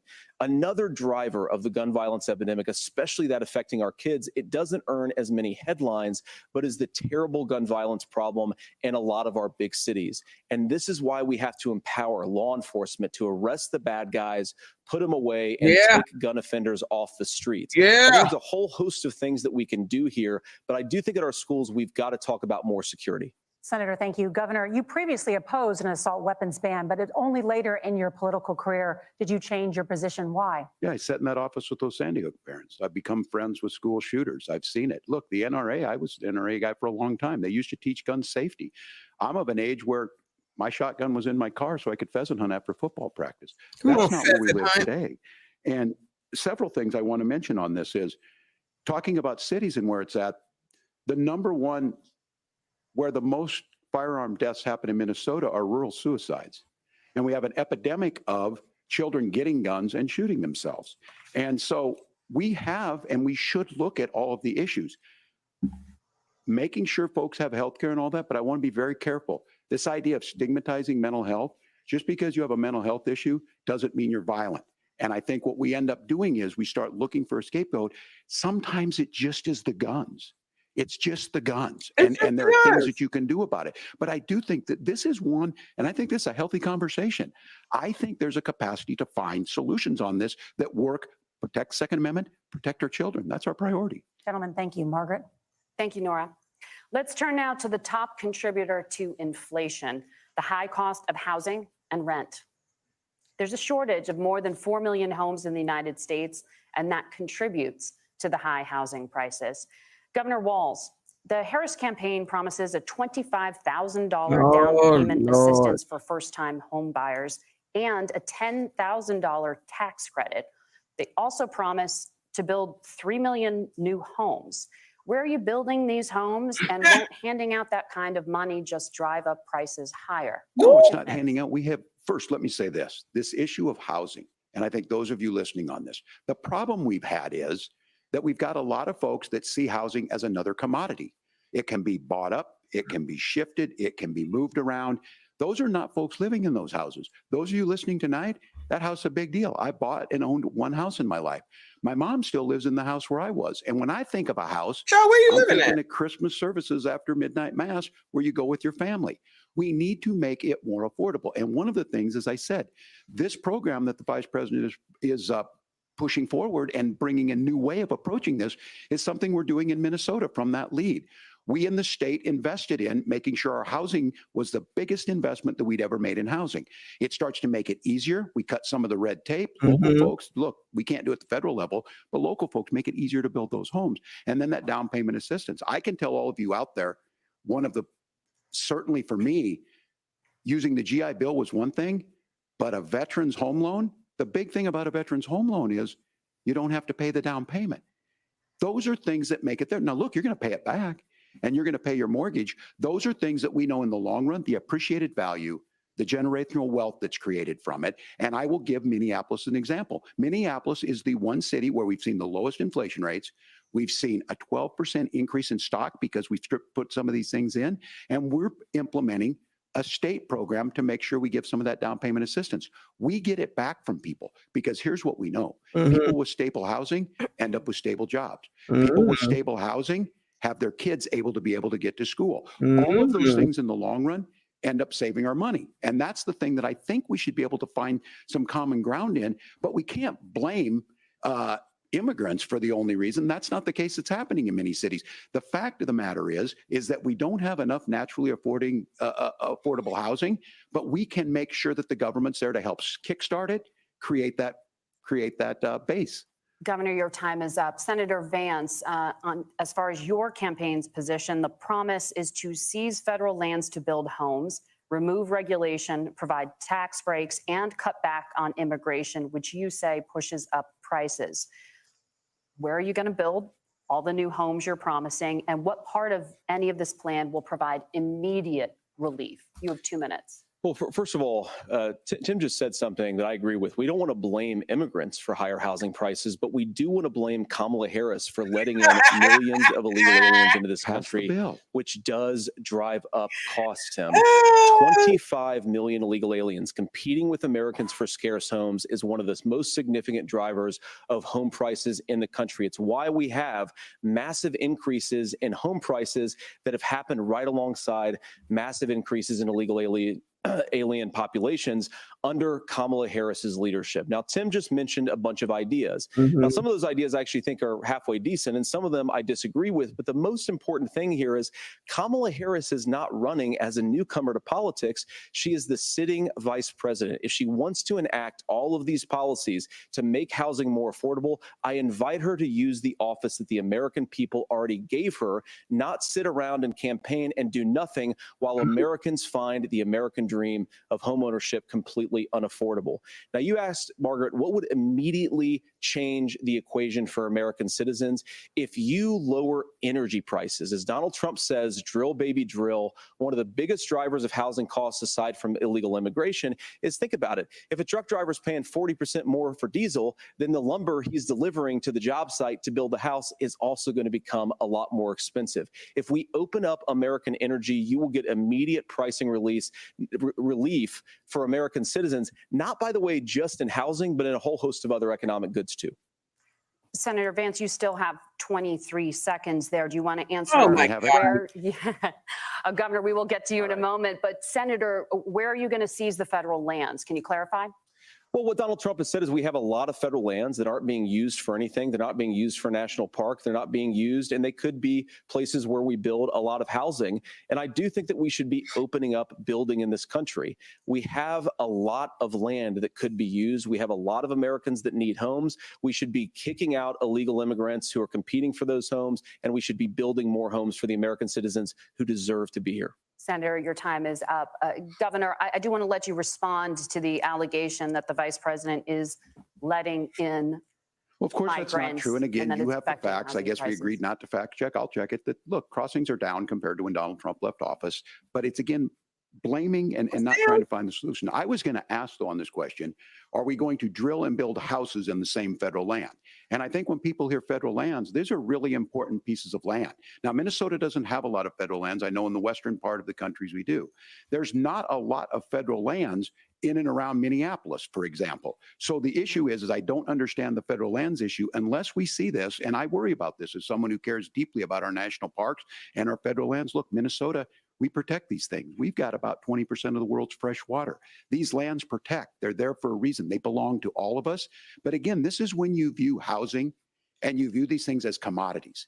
Like there's a chance to make money here. Let's take this federal land and let's sell it to people for that. I think there's better ways to do this. We've seen it in Minnesota. We're able to refurbish some of these houses. We're able to make some investments. That gets people in. And I'm still on the fact on this.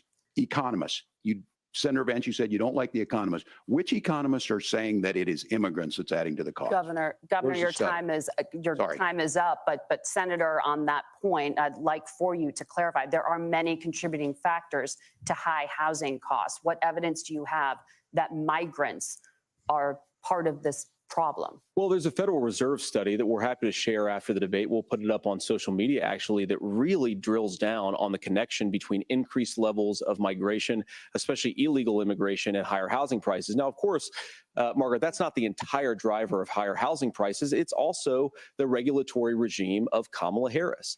Look, we are a country of builders. We're a country of doers. We're a country of explorers. But we increasingly have a federal administration that makes it harder to develop our resources, makes it harder to build things, and wants to throw people in jail for not doing everything exactly as Kamala Harris says they have to do. And what that means is that you have a lot of people who would love to build homes who aren't able to build homes. I actually agree with Tim Walz. We should get out of this idea of housing as a commodity. But the thing that has most turned housing into a commodity is giving it away to millions upon millions of people who have no legal right to be here. What are the federal regulations? I deal with this as a governor. You can very quickly reply. I'm sorry. I get this as a governor, and I don't necessarily disagree with that in some cases, many of those are local. Many of them are state. I don't know which ones are federal, but I think whenever we talk regulations, people think they can get rid of them. I think you want to be able to get out of your house in a fire. I think you want to make sure that it's fireproof and those types of things. So which are the regulations? Because the vice president's not responsible for those. Congress writes those. Governor, thank you. Gentlemen. She took over. We have a lot to get to. You're passionate about the housing crisis, I can tell. But Nora? Thank you. One of the top problems facing Americans is the high cost of health care. Senator Vance, at the last presidential debate, former President Trump was asked about replacing the Affordable Care Act. In response, he said, "I have concepts of a plan." Since then, Senator, you've talked about changing how chronically ill Americans get health insurance. Can you explain how that would work? And can you guarantee that Americans with pre-existing conditions won't pay more? I'll give you 2 minutes. Well, of course, we're going to cover Americans with pre-existing conditions. In fact, a lot of my family members have gotten health care.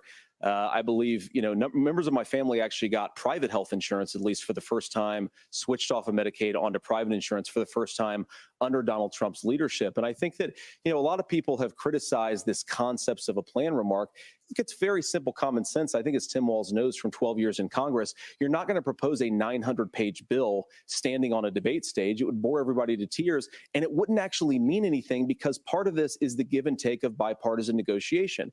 Now, when Donald Trump was actually president, and again, he has a record to be proud of, prescription drugs fell in 2018 for the first time in a very long time. Under Kamala Harris's leadership, prescription drugs are up about 7%. Under Donald Trump's entire 4 years, they were up about 1.5%. He introduced pricing transparency. Think about healthcare. You go into a hospital, you try to buy something, and nobody knows what it actually costs. That price transparency will actually give American consumers a little bit more choice and will also drive down costs. And we talked about, the reinsurance regulations is what I was talking about. Look, Donald Trump has said that if we allow states to experiment a little bit on how to cover both the chronically ill, but the non-chronically ill, it's not just a plan. He actually implemented some of these regulations when he was president of the United States. And I think you can make a really good argument that it salvaged Obamacare, which was doing disastrously until Donald Trump came along. And I think this is an important point about President Trump. Of course, you don't have to agree with everything that President Trump has ever said or ever done. But when Obamacare was crushing under the weight of its own regulatory burden and healthcare costs, Donald Trump could have destroyed the program. Instead, he worked in a bipartisan way to ensure that Americans had access to affordable care. It's not perfect, of course, and there's so much more that we can do. But I think that Donald Trump has earned the right to put in place some better healthcare policies. He's earned it because he did it successfully the first time. Governor? All right, here's where being an old guy gives you some history. Uh-oh. I was there at the creation of the ACA. And the reason it was so important is I come from a major healthcare state, home of the Mayo Clinic, home to Medical Alley, 3M, Medtronic, all of those. We understand healthcare. It's why we're ranked first on affordability and accessibility and quality of healthcare. And so what I know is under Kamala Harris, more people are covered than they have before. And those of you listening, this is critical to you. Now, Donald Trump all of a sudden wants to go back and remember this. He ran on the first thing he was going to do on day one was to repeal Obamacare. On day one, he tried to sign an executive order to repeal the ACA. He signed on to a lawsuit to repeal the ACA, but lost at the Supreme Court. And he would have repealed the ACA had it not been for the courage of John McCain to save that bill. Now, fast forward, what that means to you is you lose your pre-existing conditions. If you're sitting at home and you got asthma, too bad. If you're a woman, probably not. Broke your foot during football, might kick you out. Your kids get kicked out when they're 26. Kamala Harris negotiated drug prices for the first time with Medicare. We have 10 drugs that will come online, the most common ones that'll be there. But look, this issue, and when Donald Trump said, I've got a concept of a plan, it cracked me up as a fourth grade teacher because my kids would have never given me that. But what Senator Vance just explained might be worse than a concept, because what he explained is pre-Obamacare. And I'll make this as simple as possible because I have done this for a long time. What they're saying is, if you're healthy, why should you be paying more? So what they're going to do is let insurance companies pick who they insure, because guess what happens? You pay your premium, it's not much. They figure they're not going to have to pay out to you. But those of you a little older, gray, got cancer, you're going to get kicked out of it. That's why the system didn't work. Kamala Harris will protect and enhance the ACA. Governor, thank you. Senator, you have not yet explained how you would protect people with pre-existing conditions or laid out that plan. Well, look, we currently have laws and regulations in place right now that protect people with pre-existing conditions. We want to keep those regulations in place, but we also want to make the health insurance marketplace function a little bit better.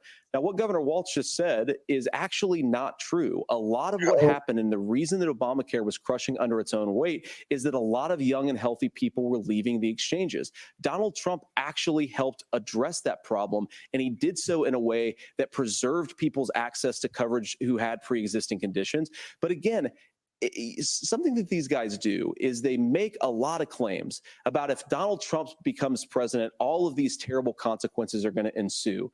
But in reality, Donald Trump was president. Inflation was low. Take-home pay was higher, and he saved the very program from a Democratic administration that was collapsing and would have collapsed absent his leadership. He did his job, which is govern in a bipartisan way and get results, not just complain about problems, but actually solve them. Governor, did enrollment under the Affordable Care Act go up under the Trump administration? It's higher now that we've seen it go up. Look, people are using it. The system works. And the question about this of young people or whatever, that's the individual mandate piece of this. And Republicans fought tooth and nail saying, well, Americans should be free to do this. Well, then what happens is— So you think the individual mandate's a good idea? You shrink. I think the idea of making sure the risk pool is broad enough to cover everyone, that's the only way insurance works. When it doesn't, it collapses. You are asking pre-ACA where we get people out. Look, people know that they need to be on health care. People expect it to be there. And when we are able to make it, and we are making it this way, when we incentivize people to be in the market, when we help people who might not be able to afford it get there, and we make sure then when you get sick and old, it's there for you. Because I heard people say, well, I don't want to buy into Medicare or whatever. Good luck buying healthcare once you get past 70. So look, the ACA works. We can continue to do better. Kamala Harris did that. The way she made everything better was negotiating those 10 drugs on Medicare for the first time in American history. I knew it. Can I address that? I apologize. We're out of time. We have a number of subjects to discuss. Margaret? Let's talk about families in America. Families in America. There is a child care crisis in this country, and the United States is one of the very few developed countries in the world without a national paid leave program for new parents. Governor Walz, you said that if Democrats win both the White House and Congress, this is a day one priority for you. How long should employers be required to pay workers while they are home taking care of their newborns? You have 2 minutes. Yeah, well, that's negotiable, and that's what Congress worked. But here's what the deal is. What's the deal? Americans sitting out there right now, you may work for a big company. Look, we're home in Minnesota to some of the largest Fortune 500 companies. Kamala Harris knows that in California. those companies provide paid family and medical leave. One is, I think they're moral and they think it's a good thing, but it also keeps their employees healthy. We in Minnesota passed a paid family and medical leave. You have a child, and I had to go back to work 5 days after my kids were born. This allows you to stay home a certain amount of time. What we know is that gets the child off to a better start. The family works better. They stay in their employers. We get more consistency in that. So Kamala Harris has made it a priority. We implemented it in Minnesota and we see growth. That's how you become a pro-business state. But the negotiations on it, and here's the issue. Those big companies are able to offer it. Those of you out there who don't have it, just imagine what happens if you get cancer or your child gets sick. We know what happens. You end up staying home. In some cases, that means no paycheck because you've got no protection on that. This is the case of an economy that Donald Trump has set for the wealthiest amongst us. He's willing to give those tax breaks to the wealthiest. He's willing to say, bust those unions up, do whatever.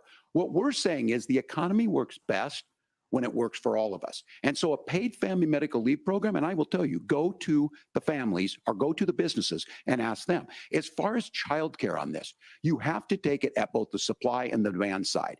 You can't expect the most important people in our lives to take either our children or our parents to get paid the least amount of money.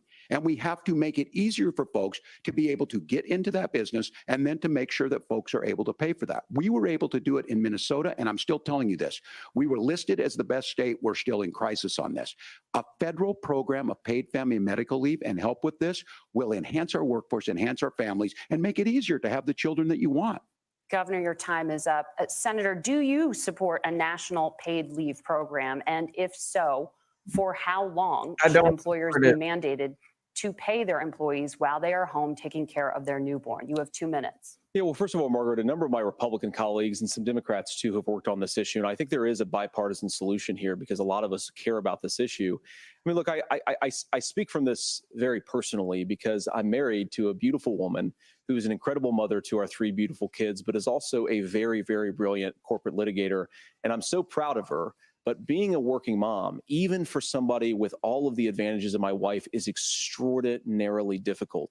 And it's not just difficult from a policy perspective. She actually had access to paid family leave because she worked for a bigger company. But the cultural pressure on young families and especially young women, I think makes it really hard for people to choose the family model they want. A lot of young women would like to go back to work immediately. Some would like to spend a little time home with the kids. Some would like to spend longer at home with the kids. We should have a family care model that makes choice possible. And I think this is a very important substantive difference between Donald Trump and Kamala Harris's approach.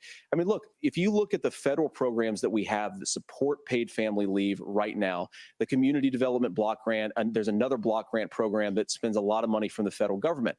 These programs only go to one kind of childcare model. Let's say you'd like your church maybe to help you out with childcare. Maybe you live in a rural area or an urban area and you'd like to get together with families in your neighborhood to provide childcare in the way that makes the most sense. You don't get access to any of these federal monies. We want to promote choice in how we deliver family care and how we promote childcare because, look, it is unacceptable. And, you know, of course, Tim and I have been on the campaign trail a lot the past 7 or 8 weeks. And one of the biggest complaints I hear from young families is people who feel like they don't have options, like they're choosing between going to work or taking care for their kids. That is an incredible burden to put on American families. We're the only country that does it. I think we could do a heck of a lot better. Senator, thank you. You have also said, Senator Vance, many things about the American family.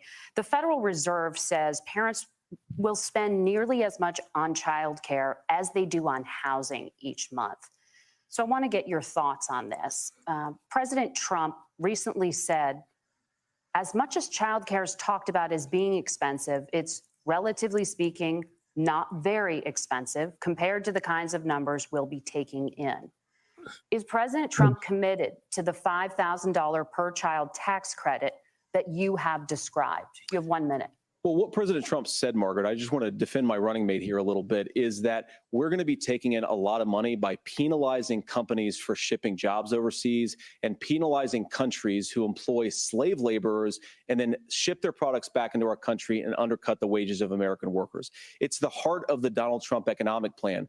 cut taxes for American workers and American families, cut taxes for businesses that are hiring and building companies in the United States of America, but penalize companies and countries that are shipping jobs overseas. That's the heart of the economic proposal. And I think what President Trump is saying is that when we bring in this additional revenue with higher economic growth, we're going to be able to provide paid family leave, childcare options that are viable and workable for a lot of American families. Can you clarify how that will solve the childcare shortage? Well, because as Tim said, a lot of the child care shortages, we just don't have enough resources going into the multiple people who could be providing family care options. And we're going to have to, unfortunately, look, we're going to have to spend more money. We're going to have to induce more people to want to provide child care options for American families, because the reason it's so expensive right now is because you've got way too few people providing this very essential service. Thank you, Senator. Governor Walz, your ticket also has some child care tax credit proposals. Do you think Congress will agree to the $6,000 credit for newborns and $3,000 credit for children over the age of 6 as your campaign has promised? Is that realistic? Well, if these members of Congress are listening to anybody, I can tell you, and this is the biggest issue. Everybody listening tonight knows. I mean, I'm sure they were shocked to hear it's not that expensive. And let's be clear, whether it's $5,000 or $6,000, that pays you about 3 or 4 months. Let's be clear of where we're at on this. It's because we got out of an imbalance on this. We thought we were going to get by not paying people. I don't think Senator Vance and I are that far apart. I'm not opposed to what he's talking about on options. We've done scholarship types of things. I think we need to be open to making the case. But the issue here is, the question you asked is, you're not going to pay for it with these tariffs. That's just adding another $4,000 on the family and taking less. So not only do they not get the money to pay for that, they're $4,000 in the hole. That's Wharton School. That's his alma mater. And so I think the issue here is, if those members of Congress, I can't believe they're not. When I go to businesses, sure, they'll talk about taxes sometime, but they will lead with childcare and they will lead with housing, because we know the problem is, especially in a state like Minnesota, we need more workers because our economy is growing, but we need the workforce. Governor, thank you. We need to move on. Nora? Let's talk about the state of democracy, the top issue for Americans after the economy and inflation. After the 2020 election, President Trump's campaign and others filed 62 lawsuits contesting the results. Judges, including those appointed by President Trump and other Republican presidents, looked at the evidence and said there was no widespread fraud. The governors of every state in the nation, Republicans and Democrats, certified the 2020 election results and sent a legal slate of electors to Congress for January 6th. Senator Vance, you have said you would not have certified the last presidential election and would have asked the states to submit alternative electors. That has been called unconstitutional and illegal. Would you again seek to challenge this year's election results, even if every governor certifies the results? I'll give you 2 minutes. Well, Nora, first of all, I think that we're focused on the future. We need to figure out how to solve the inflation crisis caused by Kamala Harris's policies, make housing affordable, make groceries affordable, and that's what we're focused on. But I want to answer your question because you did ask it. Look, what President Trump has said is that there were problems in 2020, and my own belief is that we should fight about those issues, debate those issues peacefully in the public square, and that's all I've said, and that's all that Donald Trump has said. Remember, he said that on January the 6th, the protesters ought to protest peacefully. And on January the 20th, what happened? Joe Biden became the president. Donald Trump left the White House. And now, of course, unfortunately, we have all of the negative policies that have come from the Harris-Biden administration. I believe that we actually do have a threat to democracy in this country, but unfortunately, it's not the threat to democracy that Kamala Harris and Tim Walz want to talk about. It is the threat of censorship. It's Americans casting aside lifelong friendships because of disagreements over politics.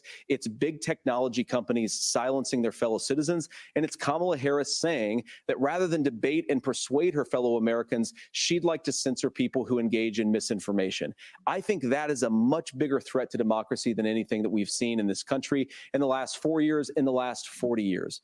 Now, I'm really proud, especially given that I was raised by two lifelong blue-collar Democrats, to have the endorsement of Bobby Kennedy Kennedy Jr. and Tulsi Gabbard, lifelong leaders in the Democratic coalition. And of course, they don't agree with me and Donald Trump on every issue. We don't have to agree on every issue. Yeah, but we're you do when united you're behind black. a basic American First Amendment principle that we ought to debate our differences. We ought to argue about them. We ought to try to persuade our fellow Americans. Kamala Harris is engaged in censorship at an industrial scale. She did it during COVID. She's done it over a number of other issues. And that, to me, is a much bigger threat to democracy than what Donald Trump said when he said that protesters should peacefully protest on January the 6th. Governor? Well, I've enjoyed tonight's debate, and I think there was a lot of commonality here. And I'm sympathetic to misspeaking on things, and I think I might have with the senator. But me too, man. There's one though that this one is troubling to me, and I say that because I think we need to tell the story. Donald Trump refused to acknowledge this, and the fact is that I don't think we can be the frog in the pot and let the boiling water go up. He was very clear. I mean, he lost this election, and he said he didn't. 140 police officers were beaten at the Capitol that day. Some with the American flag, several later died. And it wasn't just in there. In Minnesota, a group gathered on the state capitol grounds in St. Paul and said, we're marching to the governor's residence and there may be casualties.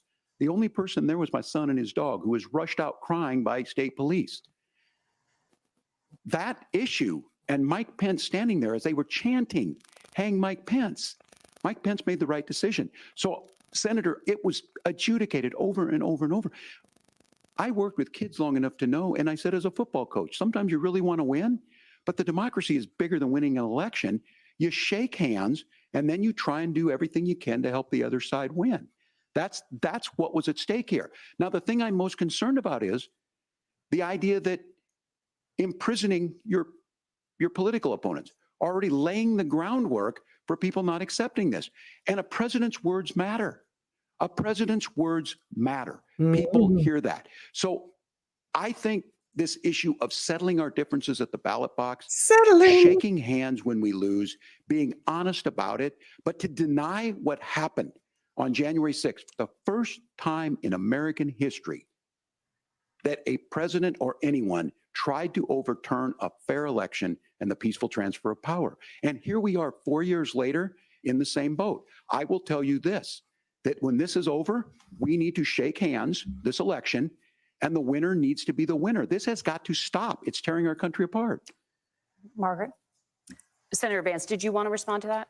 Yeah, well, look, Tim, first of all, He's like, really, I don't. It's really rich for Democratic leaders to say that Donald Trump is a unique threat to democracy when he peacefully gave over power on January the 20th, as we have done for 250 years in this country. We are going to shake hands after this debate and after this election. And of course, I hope that we win, and I think we're going to win. But if Tim Walz is the next vice president, he'll have my prayers, he'll have my best wishes, and he'll have my help whenever he wants it. But we have to remember that for years in this country, Democrats protested the results of elections. Hillary Clinton in 2016 said that Donald Trump had the election stolen by Vladimir Putin because the Russians bought like $500,000 worth of Facebook ads. This has been going on for a long time. And if we want to say that we need to respect the results of the election, I'm on board. But if we want to say, as Tim Walz is saying, that this is just a problem that Republicans have had, I don't buy that. Governor. January 6th was not Facebook ads. And I think a revisionist history on this. Look, I don't understand how we got to this point. But the issue was that happened.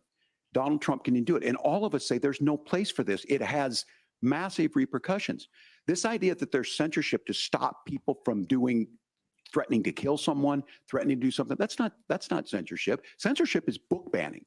We've seen that. We've seen that brought up. I just think for everyone tonight, and I'm going to thank Senator Vance. I think this is the conversation they want to hear. And I think there's a lot of agreement. But this is one that we are miles apart on. This was a threat to our democracy in a way that we had not seen. And it manifested itself because of Donald Trump's inability to say. He is still saying he didn't lose the election. I would just ask that. Did he lose the 2020 election? Tim, I'm focused on the future. Did Kamala Harris censor Americans from speaking their mind in the wake of the 2020 COVID situation? That is a damning non-answer. It's a damning non-answer for you to not talk about censorship. Obviously, Donald Trump and I think that there were problems in 2020. We've talked about it. I'm happy to talk about it further. But you guys attack us for not believing in democracy. The most sacred right under the United States democracy is the First Amendment.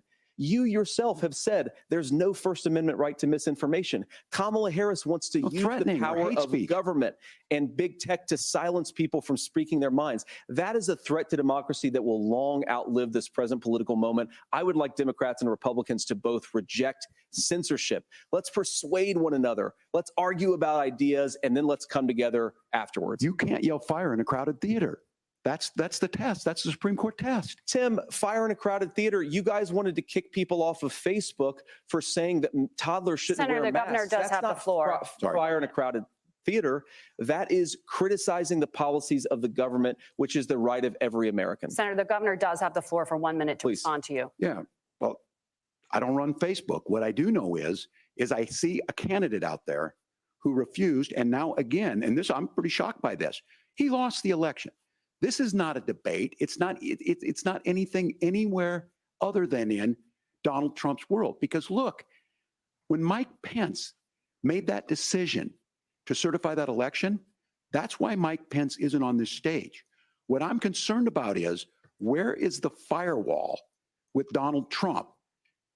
Where is the firewall if he knows he could do anything, including taking an election, and his vice president's not going to stand to it? That's what we're asking you, America.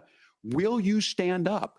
Will you keep your oath of office, even if the president doesn't? And I think Kamala Harris would agree. She wouldn't have picked me if she didn't think I would do that, because of course that's what we would do.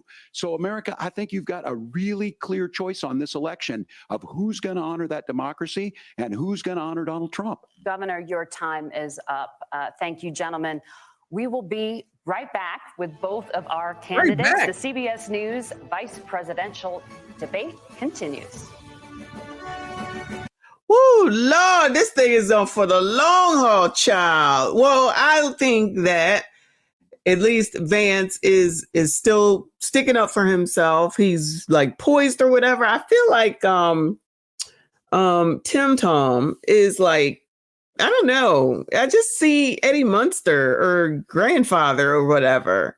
I'm like, dude, what are we doing? What are we doing? What are we doing? So who was it? I think it was Will Quill or that Southport man. I think it was Will Quill that said JD may have won the race for Trump after this debate. This is good though. This is good though. Very, very good. Yeah, exactly. Mama Gemini just said the same thing. It's been very interesting. Good to see. I never see Tim Tom, even since he's been elected, child. I'm like, I don't want to see him, child. I don't care. But this was good. At least you can see how poised they are. I'm telling you, I'm thinking that JD is winning. I know Auntie Ruckus has spoken. Y'all let me know who you think is winning this debate thus far. Seriously. I know that they're going to be mad at that, but I'm just saying, I just feel like he's sticking to the point. Every time Tim says something, he blames Trump. Oh, you know what? I forgot. He blames Trump for everything. They're eating the dogs, the people that came in. They're eating the cats. They're eating the pets of the people that live there. And this is what's happening in our country. They're eating the dogs, eating the dogs. They're eating the dogs, dogs, dogs. They're eating the dogs, eating the dogs. They're eating the dogs, dogs, dogs. They're eating the dogs, eating the dogs. They're eating the dogs, dogs. Millions and millions of dogs, eating the dogs. They're eating the dogs, dogs, dogs. They're eating the dogs, eating the dogs. They're eating the dogs, dogs, dogs. And it's a shame. Eating the cat, eating the cat. Eating the cat, eating the cat, eating the cat, eating the cat, eating the cat, eating the cat, eating the cat, eating the cat, eating the cat, eating the cat, eating the cat. They're eating the dogs, eating the dogs. They're eating the dogs, dogs, dogs. They're eating the dogs, eating the dogs. They're eating the dogs, dogs. Millions and millions of dogs, eating the dogs. They're eating the dogs, dogs, dogs. They're eating the dogs, eating the dogs. They're eating the dogs, dogs. And it's a shame. Eating the cat, eating the cat, eating the cat, eating the cat, eating the cat, eating the cat, eating the cat, eating the cat. But honestly, really, so they both kind of dodged a little bit in the beginning. But Tim, come on, Tim, everything is Donald Trump's fault. Because Trump bad. Trump bad. Again!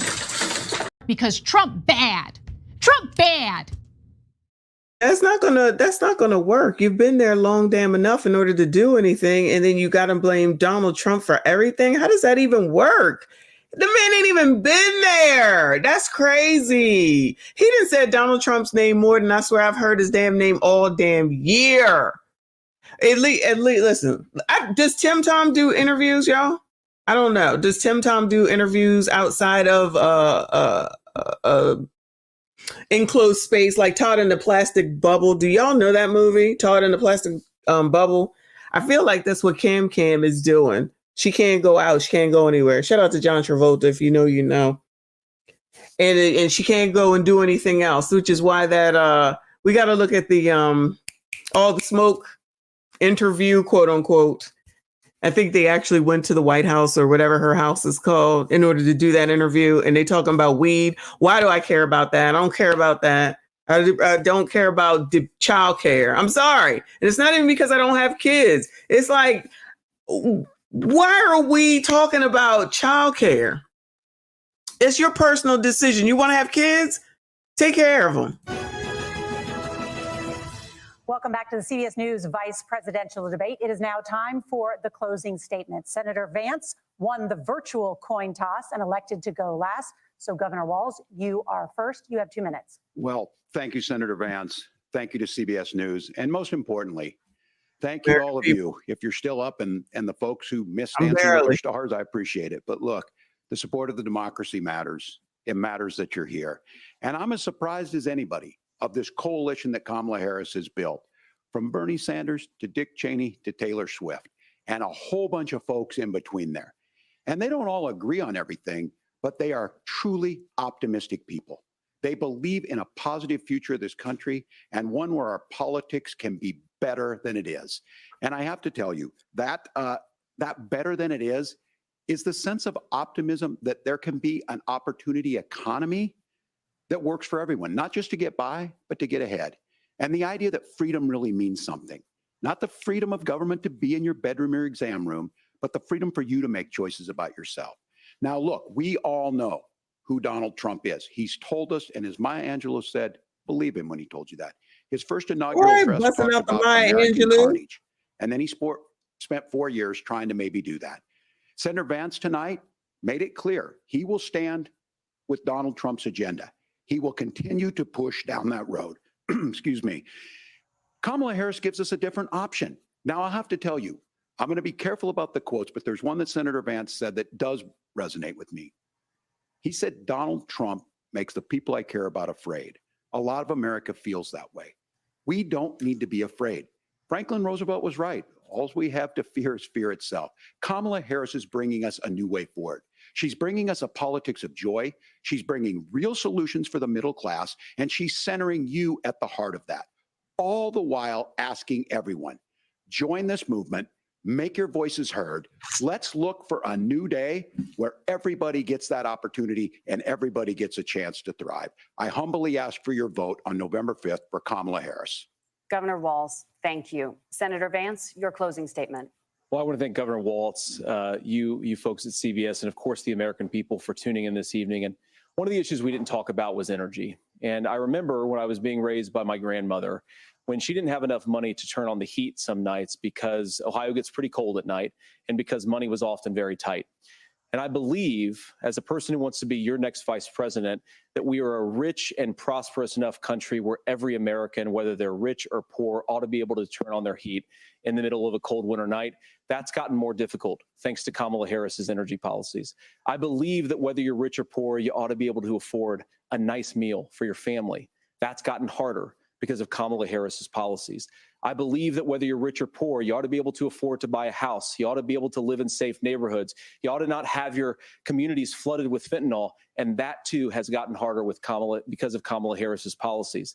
Now, I've been in politics long enough to do what Kamala Harris does when she stands before the American people and says that on day one, she's going to work on all these challenges I just listed.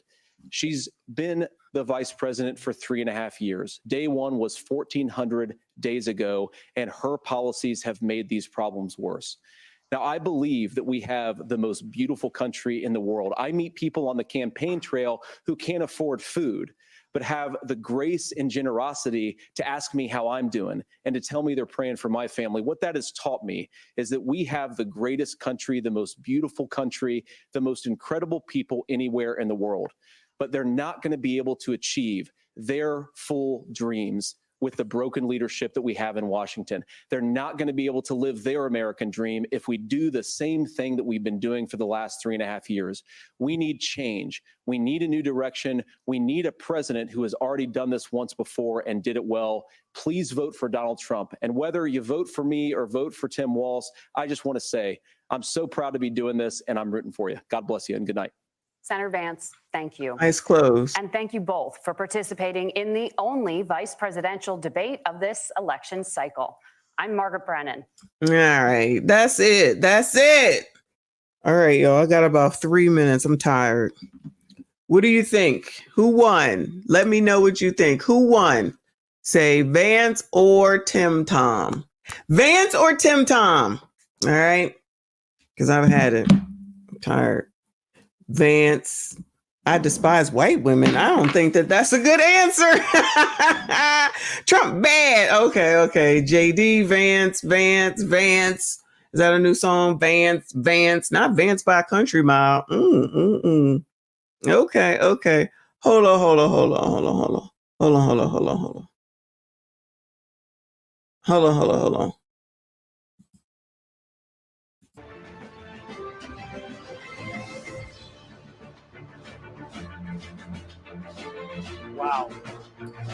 Wow. The first and only vice presidential debate this election. I was about to say, who that kissing that man? But that's his wife. Okay. Oh, she looking slender, child. You go, girl. Push out them 4 babies or 3 babies. Not Angela Rye. Oh, push out them babies, child. Come on, BCP. Senator Vance agreed with the governor. The governor agreed right back. But that's the tone and the kind of theater review of this. I'll pick out 2 issues on the question of the top of the news today, which is the Middle East and the kinds of foreign policy surprises that hit any president. Tim Walz made the case that Donald Trump's temperament is unfit for any kind of surprise, cited the members of the Trump administration who have attested to that. Vance came back and said there were no wars during the Trump administration. On the economy, I'll make a political point, which is that what Vance did was something Donald Trump was incapable of doing during his presidential debate, which is repeatedly saying, if Kamala Harris was going to do these things, why didn't she in office? Yeah. Now, whether voters buy that or not, Tim Walz mentioned the Inflation Reduction Act and a variety of other items under Biden. But returning to that political point has worked in the past for Donald Trump against Hillary Clinton. We'll see if it works this time. I'd like to make a final point on tone. The J.D. Vance on that stage was very different than what people may have seen in podcasts. But then there was an air of unreality about it. He talked about bipartisan solutions with nuance of a kind we never saw during the Trump administration. He talked about Donald Trump almost as the defender of the Affordable Care Act. Donald Trump tried to kill the Affordable Care Act. And then I think at the very end of the debate, we saw something extraordinary. Tim Walz asked J.D. Vance if Donald Trump lost the election. He was incapable of answering that simple yes-no question. J.D. Vance can only get so far from the man at the top of the ticket, and that was on display. So this guy is going into a little bit of Trump derangement, but it's weird, right? Because that's something I started to pick up on, and that's what I was about to say until the debate came back on about how JD seemed like he was going out of his way to be extra nice to Tim Walz, because there were times during this debate where JD should have absolutely destroyed Tim Walz, right? He should have buried Tim Walz. Like, for example, when Tim Walz fumbled on the whole Talisman Square thing, right? I mean, the dude clearly lied about being there. He wasn't there. And when pressed on it, I mean, the dude went into a Kamala Harris word salad, right? He couldn't explain himself. And JD could have came back with talking about how he basically lied about how he had his kids. He lied about his DUI. He lied about his military rank. He lied about carrying weapons of war into war. Like, he could have absolutely demolished Tim Walz, right? He could have beat him in the dirt, right? But he chose not to. And low key, like, it kind of annoyed me because I'm like, this is not the time to be soft with these people, right? We have to utterly defeat these people. But yeah, but it wouldn't have came across better if he had went and attacked that man. Because that's what when everyone said that Donald Trump, well, not everyone, a lot of people said Donald Trump lost that debate. And they said he looked deranged, and because he wasn't looking at Kamala, and he was just saying, eating the dogs and eating the cat, of course. But I think he did the right thing. I don't think he was supposed to attack him. He looked like he's good under pressure. He looks like he can handle desperate situations. It looks like he can call people out professionally like he needs to, instead of looking deranged and looking like he just want to attack somebody or just keep saying the same. Not that he didn't mention Cam, which he did. He mentioned her name a lot. But the difference is, because someone will say, oh, you support Trump. I ain't gonna lie. I support JD. I do support JD. I ain't saying I support Donald Trump. I just say I like JD in this debate right here. But it don't always have to be attack, in my opinion, because you don't necessarily come out on top when you do that all the time. He did what he was supposed to do. He did it right. And I'm pretty sure that people will say, like you answer these questions, most of them, enough of them. Like, honestly, y'all, I don't give a damn about no childcare. I don't even understand why that is a topic. And I've said that before when she's talking about, oh, we want to build all these houses. When? Child, when that's going to happen? If people need it now, then I'm a little confused. When they going to get it? Then they start talking about the daggone money. Y'all's boy, shout out to the black men here. Y'all's boy over there said something happened to you and he need that 50 foul. He need that 25 foul. He need to buy a house after all these years, and he needs y'all to vote for Cam because he needs the money. But when y'all want to vote for Trump, that means that you just want that measly $1,200 to $1,600. Now, him wanting to vote for Cam is a lot more money, so it's acceptable. It's all hypocritical, child. All these people get on my damn nerves, but except for y'all, of course. But y'all, I'm done. I'm tired. I'm going to bed. Watch some stuff later tomorrow while I'm working, quote unquote working, and see what's up. All right. We'll live stream tomorrow. I'm not sure what, but we will. So be there or be square. I appreciate y'all. Let me go back to the super chats. I apologize. Let me see what I missed. Live from New York. Thank you. He said, what the hell is an opportunity economy? Ain't that what Cam says? You get the opportunity to be here. There you go. There you go. That's what you get. Live from New York. Thank you. He said Vance probably just won Trump the election. Yeah, I agree. He definitely helped. Now all Trump needs to shut the fuck up, though. I'm sorry, y'all. He has to be quiet. He need to be quiet. Stop focusing on Cam. Unless he's saying that you had all this time, you haven't done it. Why should we believe you now in the next 4 years? But a lot of people will say, well, she was only the vice president. That's not nobody else's fault. Y'all shuffled her on up in there. She had all that mess that Biden did or did not do. It's all hers. You saw him I think he was saying it was the Harris administration. I said, oh, look at that. Look at that. Thank you, Upward Man. He said holistic ABs account for 2% of the total ABs. The rest are contraceptive per Planned Parenthood. If people don't start talking about damn birth control and stop talking about ABs, child, I'm sick of that too. I'm just sick of it. Just do something about the damn crime and do something about damn immigration. That's the two top things for me. Anyway. Y'all, again, thank you so much. I appreciate you. We've been here for over 3 hours. Look at us. It's almost 11 damn o'clock. I'll see y'all tomorrow, though. Again, hit the like button if you have not. Please, please, please go ahead and subscribe if you are new. I'll see you all in the next one.